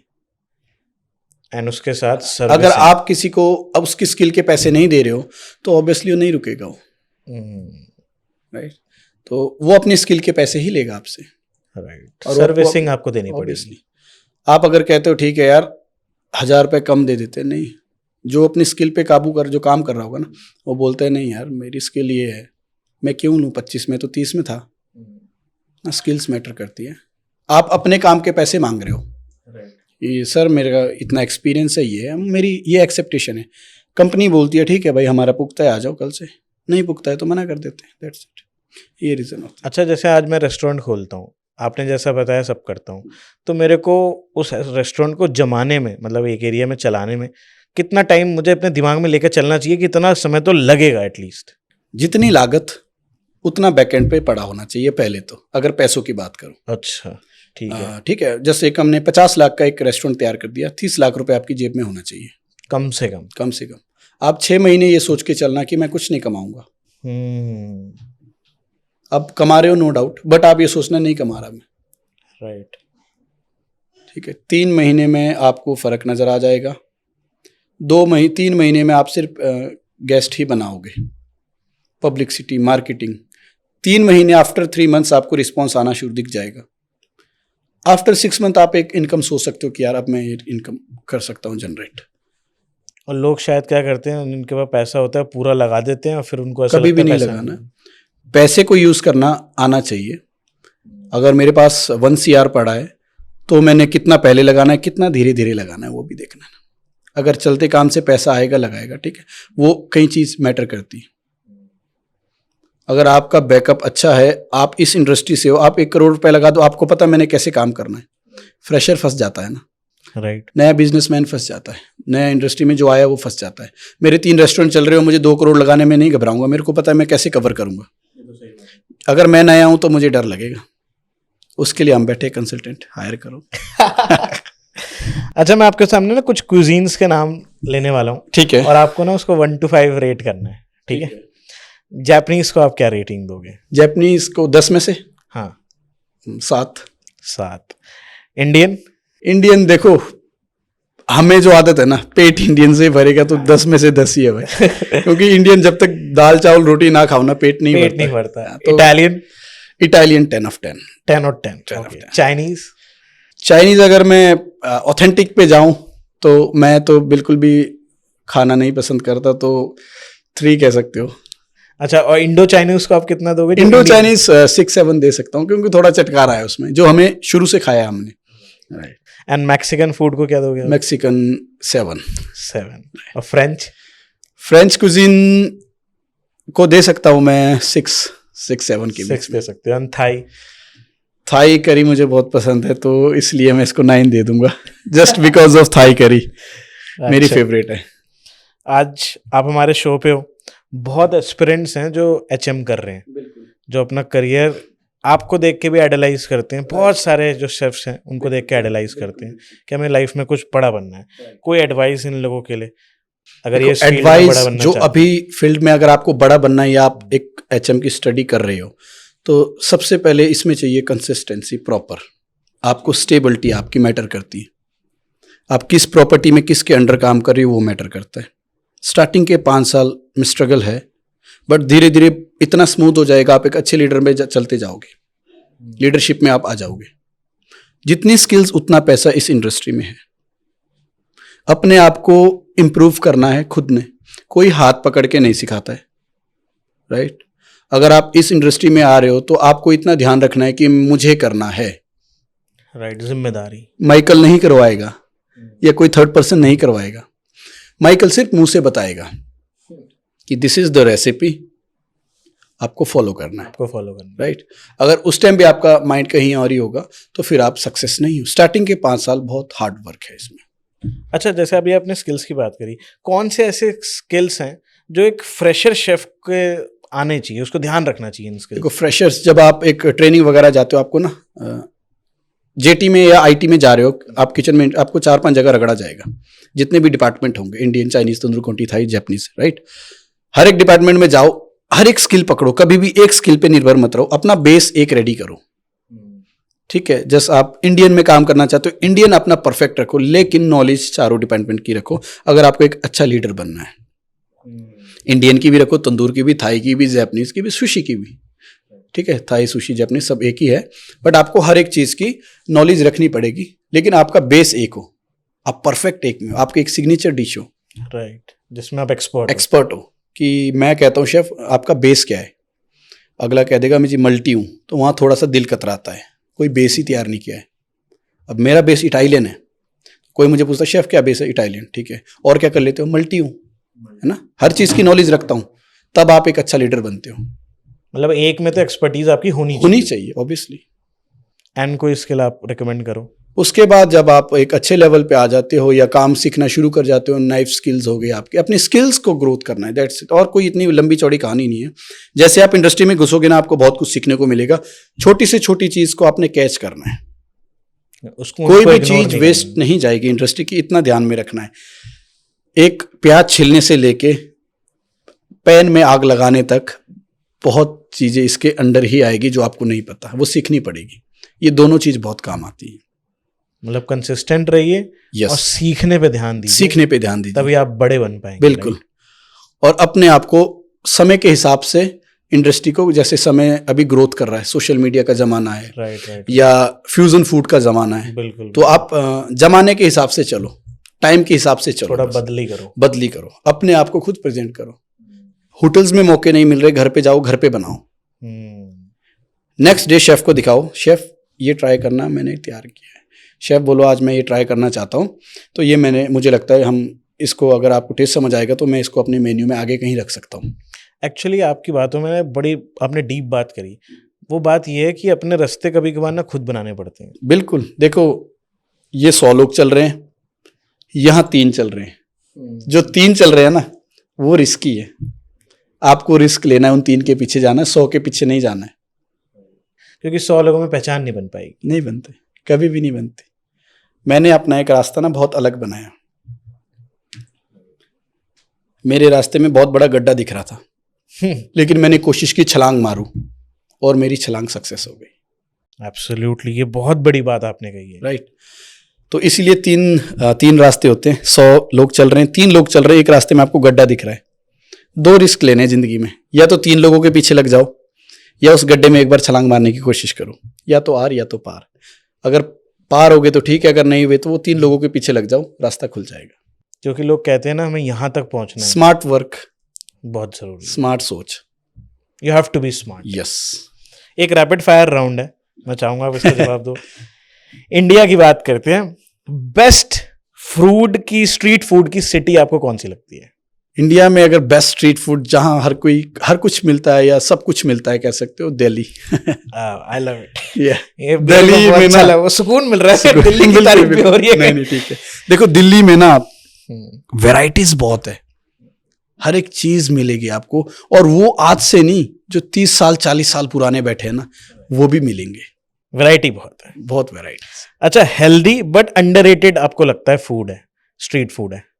हेल्दी बट अंडररेटेड, अगर आप कहीं अच्छी सोया चाप खाते हो तो, या रैप्स के आजकल कॉन्सेप्ट चल रहे हैं। अच्छा रैप्स, बीटरूट का टोर्टिला बनाओ, रोटी बनाओ, स्पेनिश का, पालक का बनाओ, हल्दी का बनाओ, तो उसका रैप्स, वेजिटेबल रैप्स वगैरह अगर खाते हो, या जैसे सबवे है उसके सैंडविचेस खा सकते हो, तो वो एक अंडररेटेड और हेल्दी मुझे लगता है। बट वो किसी को पसंद ही नहीं। देखो हेल्दी जब खाना है फिर टेस्ट भूल जाओ ना। एक इंग्रेडिएंट जो आपको बिल्कुल पसंद नहीं है, शेफ के लिए बहुत हार्ड क्वेश्चन है ये। हींग की खुशबू, हींग की जो स्मेल होती है ना, वो मुझे इरिटेट करती है, बट पकने के बाद वो मुझे अच्छी लगती है। राइट। अच्छा, सबसे ओवररेटेड इंडियन डिश कोई आपको लगती है जो बहुत ओवररेटेड है? जिसका प्राइस ज्यादा हो, स्ट्रीट में कह रहे हो या होटल में कह रहे हो? ओवरऑल आप बोल सकते हो कि बहुत ओवररेटेड है। ऐसा तो देखो कुछ भी नहीं है। अगर बात करूँ होटल्स की, तो वो अपने SOP के अकॉर्डिंग रेट ठीक से, तो ऐसा कुछ नहीं है इसमें। ठीक है। अच्छा, सबसे अंडररेटेड स्पाइस, है बढ़िया चीज, पर लोग जनरली इस्तेमाल नहीं करते। जनरली तो देखो ऐसा स्पाइस में भी कुछ नहीं कह सकते, ओवररेटेड है जैसे भूज जलोकिया वगैरह हो गया, अंडररेटेड तो हरी मिर्च है, खाओ, हरी मिर्च खानी चाहिए। हाँ, हरी मिर्च कच्ची खा लो, एक अच्छी है, ठीक है, ठेचा बना लो हरी मिर्च का, वो अच्छा है, ठीक है, हरी मिर्च खा सकते हैं, बेस्ट है। महाराष्ट्रियन जो लोग हैं वो ठेचा को बहुत पसंद बहुत पसंद है ठेचा, पनीर टिक्का ठेचा, बहुत सी चीज़ें लॉन्च हो गई है। अच्छा, अगर एक अच्छा ठेचा बनाना हो तो कैसे बनाए जल्दी? ठेचा देखिए आप, कोरिएंडर जो मेरी रेसिपी है, मैं थोड़ा ना हर चीज़ को फ्यूज़न कर देता हूँ। कोरिएंडर रूट्स, थोड़ी सी कलौंजी, थोड़ा सा जीरा और हरी मिर्च, गार्लिक क्लव्स और 2 लौंग डालता हूँ मैं। उसको मैं फिर अच्छे से ठेचा मतलब ठेचो है ना, उसको अच्छे से मैश करके हल्का सा rock salt, not white salt, rock salt डाल के फिर उसको मैं खाता हूँ। ये मैंने अपने लिए पूछी थी। नहीं ठीक है। अगर एक डिश जो आपको लाइफ टाइम खानी पड़े वो कौन सी होगी आपकी फेवरेट? लाइफ टाइम खानी पड़े, not every day, jalebi fafda. मैं एक्चुअली एक बार गुजरात गया था ना, तो बहुत मुझे पसंद आया था। अगर मैं इसकी बात करूं, ब्रेकफास्ट में बहुत लोग खाते हैं ना, वो फ्राई की हुई मिर्च और साथ में पपाया का वो सैलेड, क्या थे। अगर आपका फाफड़ा बना बढ़िया प्योर बेसन से एकदम, जलेबी है ना, वो लाइफ टाइम में खा सकता हूँ, बट नॉट एवरी डे। अगर मिर्च हो जाए वो फ्राई वाले ना, मीठी अचारी तो- मिर्च ऊपर से मीठी होती है थोड़ी सी, वो मैं कर सकता हूँ lifetime, but not every day, है ना। आप किसको आइडलाइज करते हो? Idolise chef Vineet Bhatia. मैं काफ़ी इनको देखता था शुरू से, उनमें ना एक अलग ही बात है। अगर विनीत शेफ के पास भी ये वीडियो जाएगी तो हेड्स ऑफ यू, क्योंकि उनको मैंने बहुत देखा है स्टार्टिंग से ना, उनका काम करने का तरीका और उनकी जो मेहनत है। उनके मैंने 1-2 इंटरव्यू देखे थे, आई थिंक या उन्होंने मास्टर शेफ में कहा था कि वो आज भी शूट के बाद 12 घंटे की फ़्लाइट लेके अपने रेस्टोरेंट में जाते हैं। तो मुझे ना मेहनती लोग बहुत पसंद है और मैं मेहनत करना मुझे बहुत पसंद लगता है। तो विनीत भाटिया जी को मैं अभी से नहीं, बहुत पहले से देखता हूँ, राइट। तो बहुत नामी हस्ती है, ज़िंदगी में अगर मिलना होगा तो मैं उनसे ज़रूर मिलूंगा। Love you Vineet sir. अभी आपने मुझे एक चीज बताई कि समोसे इंडिया में बहुत खाए जाते हैं, हाँ, but it is not Indian. Samosa भी बोलते हैं ना, समोसा बेसिकली समोसा नहीं था, कोई इसको संभोसा पड़ता है, कोई संपोसा पड़ता है ना। हाँ, ये फारस की डिश थी, मिडल उसकी सेंटर की। तो ये ब्रिटिश लोगों के टाइम के, जब ब्रिटिश समाज था उस टाइम, ये धीरे धीरे, सेम जलेबी का भी है, वो भी फारस की डिश है, वो भी यहाँ की नहीं है। नहीं ईरान वगैरह की डिश है। तो वो जब ब्रिटिश समाज था ना, तो उनके जो मजदूर या कुछ भी थे वो धीरे धीरे इंडिया की तरफ उस चीज़ को लाते गए, और इंडिया ने तो आपको पता है, जब इंडिया चीज़ पहुंच गई ना, फिर वो फेमस है ही है। तो इंडियंस ने मसाले, समोसे तो यहाँ पे नुक्कड़ नुक्कड़ पे मिलते हैं, नुक्कड़ पे और लोगों को लगता है ये इंडियन है। इंडियन नहीं, ऐसे इंडियन नहीं है, इसकी खोज तो बाहर की है, बट इंडिया में आके फेमस हो गई है। अच्छा, जैसे बेकरी आइटम्स होते हैं, केक बहुत उसमें वो होता है, अब केक के बारे में पता ही नहीं चलता, वो फ्रीजर में उन्होंने रख रखा है, वो फ्रेश है या नहीं है, कैसे पता चले? केक देखो, जब भी आप केक लेने जाते हो ना, केक की फ्रेशनेस आपको कैसे चेक करनी है? जब भी आप जाओ, आपने केक देखना है, अगर तो वो केक पुराना होगा, 2-3 चीज़ें होती है। एक उसकी खुशबू जो होती है ना, फ्रेश केक होगा उसकी एक अच्छी फ्रेगनेंस आएगी, और उसका जो स्पंज होगा वो सॉफ्ट होगा, और जो उसकी क्रीम होगी बिल्कुल अच्छे टेक्सचर में होगी। जो केक पुराना होगा उसकी क्रीम फटनी शुरू हो जाएगी, या कहीं ना कहीं वाटर का टेक्सचर आपको दिखेगा, तो वो पहचान केक की होती है। कलर डल पड़ जाएगा, हल्का सा नीला या पीला पड़ना शुरू हो जाएगा, जो उस चीज़ का कलर होगा ना, उससे वो कलर डाउन होता रहेगा जितना केक पुराना होता रहेगा। ये रीज़न रहता है। Thank you so much sir for your time. बहुत बढ़िया, काफ़ी कुछ मुझे पता चला। नहीं ठीक है, देखो हम लोग पब्लिक को ना जागरूक करते हैं, राइट, कि और पब्लिक इसको गलत वे में लेती है, ठीक है, बट हमें कोई फर्क नहीं पड़ रहा। हमारे मन में था, जो हमने सीखना था हमने सीखा, और जो हमने बताया वो एक जेन्युइन चीज़ बताई है। 100 में से 2 लोग कुछ बोलते, अपने को फर्क नहीं पड़ता, बट उसमें से 80 लोग जब फॉलो करते हैं ना, अपने को बड़ा अच्छा लगता है, राइट। तो ये चीज़ अपनी ज़िंदगी के लिए, ये ज़िंदगी नहीं मिलेगी दोबारा, बोलते हैं ना, वो इसी चीज़ के लिए। इस जीवन में जो करना है कर लो। ऐसा नहीं है कि आप हेल्थ पे पूरा ध्यान दो, खाओ पियो ना, अभी नहीं खाओगे तो कब खाओगे? बिल्कुल, बट उसको खाना भी तो तरीके से है, बस मेन चीज़ वो है। सेहत का ध्यान रखना, सेहत का ध्यान रखो, खाओ पियो, खाओगे नहीं तो फिर काम कैसे करोगे? एक्चुअली जो स्वाद का जीवन में मजा है, वो अलग मजा है। मेरा जब आप पेज खोलोगे उसमें लिखा है, स्वाद की दुनिया का एक छोटा सा यात्री, हाँ, है ना। वाओ। नया दिन नया स्वाद, एवरीडे कुछ नया खाओ और डेली हर चीज कंज्यूम करोगे ना, वो इफेक्टेबल है। टोटली डिपेंडेंसी ना रखें बाहर के यस, खाने पे। आप हर एक चीज पे मत डिपेंड रहो कि मेरे को एवरीडे बर्गर ही खाना है। हर एक दिन चीजें चेंज करो, सब सेट होगा। एक शेफ की तरफ से आपको एडवाइस है हेल्थ राइट। बाकी भाई थैंक यू, भाई का चैनल फॉलो सब्सक्राइब करो। हाँ, थोड़ा गरीब आदमी का भी है शेफ योर शेफ मैक के नाम से, जहाँ पे मैं इजी रेसिपीज देता हूँ। बिल्कुल। लोगों को मैं बता दूं, एक्चुअल में मैं क्या करता हूँ, 10 मिनट वाली चीज सिर्फ 1.5 या 2 मिनट में मैं बताता हूँ, इजी वे में, ओके। प्रॉपर हिंदी में। लोग कहते हैं शेफ इंग्लिश में रेसिपी बनाओ, मैं नहीं बनाता। ये नहीं कि इंग्लिश नहीं आती, रीजन ये है कि हिंदुस्तान में हूं और लोग हिंदी पसंद करते हैं, राइट। और इजी लोगों कम्युनिकेशन है। उनको समझ आती है चीज, तो इसीलिए मैं सारी रेसिपीज हिंदी में देता हूँ। और सब इजी रेसिपीज होगी, डेजर्ट से लेके सब कुछ, मेन कोर्स, स्नैक्स, सब कुछ उसमें। तो सर का चैनल भी जाके जरूर सब्सक्राइब करना, क्योंकि उधर आपको अभी तो आपको कुछ रेसिपीज सर ने बताई, बट उधर ढेरों रेसिपीज, उधर 1500 रेसिपीज हो चुकी हैं। 1500 रेसिपीज मिल रही है भाई, फ्री में जाके सब्सक्राइब करना। एंड धन्यवाद शेफ माइकल, थैंक यू, बहुत बढ़िया, joining our show. Thank you. And अगली बार आपके स्टूडियो में हम पॉडकास्ट करेंगे। श्योर, बिल्कुल बिल्कुल बिल्कुल, आपके स्टूडियो में, आपके शहर में, बिल्कुल। और हमारे हाथ का कुछ बना हुआ साथ में टेबल पे भी होगा। ओहो, thank you so much for that. Thank you for time. Thank you. So guys, आपको ये पॉडकास्ट कैसा लगा मुझे कमेंट करके जरूर बताना, क्योंकि आपके फीडबैक्स मेरे लिए इंपॉर्टेंट है। और अगला किस टॉपिक पे आप मेरा पॉडकास्ट देखना चाहते हो, आप ये भी कमेंट कर सकते हो। और आप हमारे दूसरे चैनल को भी जाके सब्सक्राइब कर सकते हो, जिसमें इस लॉन्ग फॉर्म कंटेंट का हम शॉर्ट फॉर्म कंटेंट डालते हैं, ताकि आपको कम देरी में ज्यादा इंफॉर्मेशन मिल पाए। बाकी इस चैनल को पूरा सपोर्ट दिखाइए, अपने भाई को पूरा सपोर्ट दिखाइए, ताकि मैं आपके लिए और भी इंटरेस्टिंग गेस्ट और एपिसोड्स बनाता रहूं। Keep liking, keep subscribing. मैं मिलता हूं किसी अगले एपिसोड में, तब तक अपना ध्यान रखिए। जय हिंद, वंदे मातरम।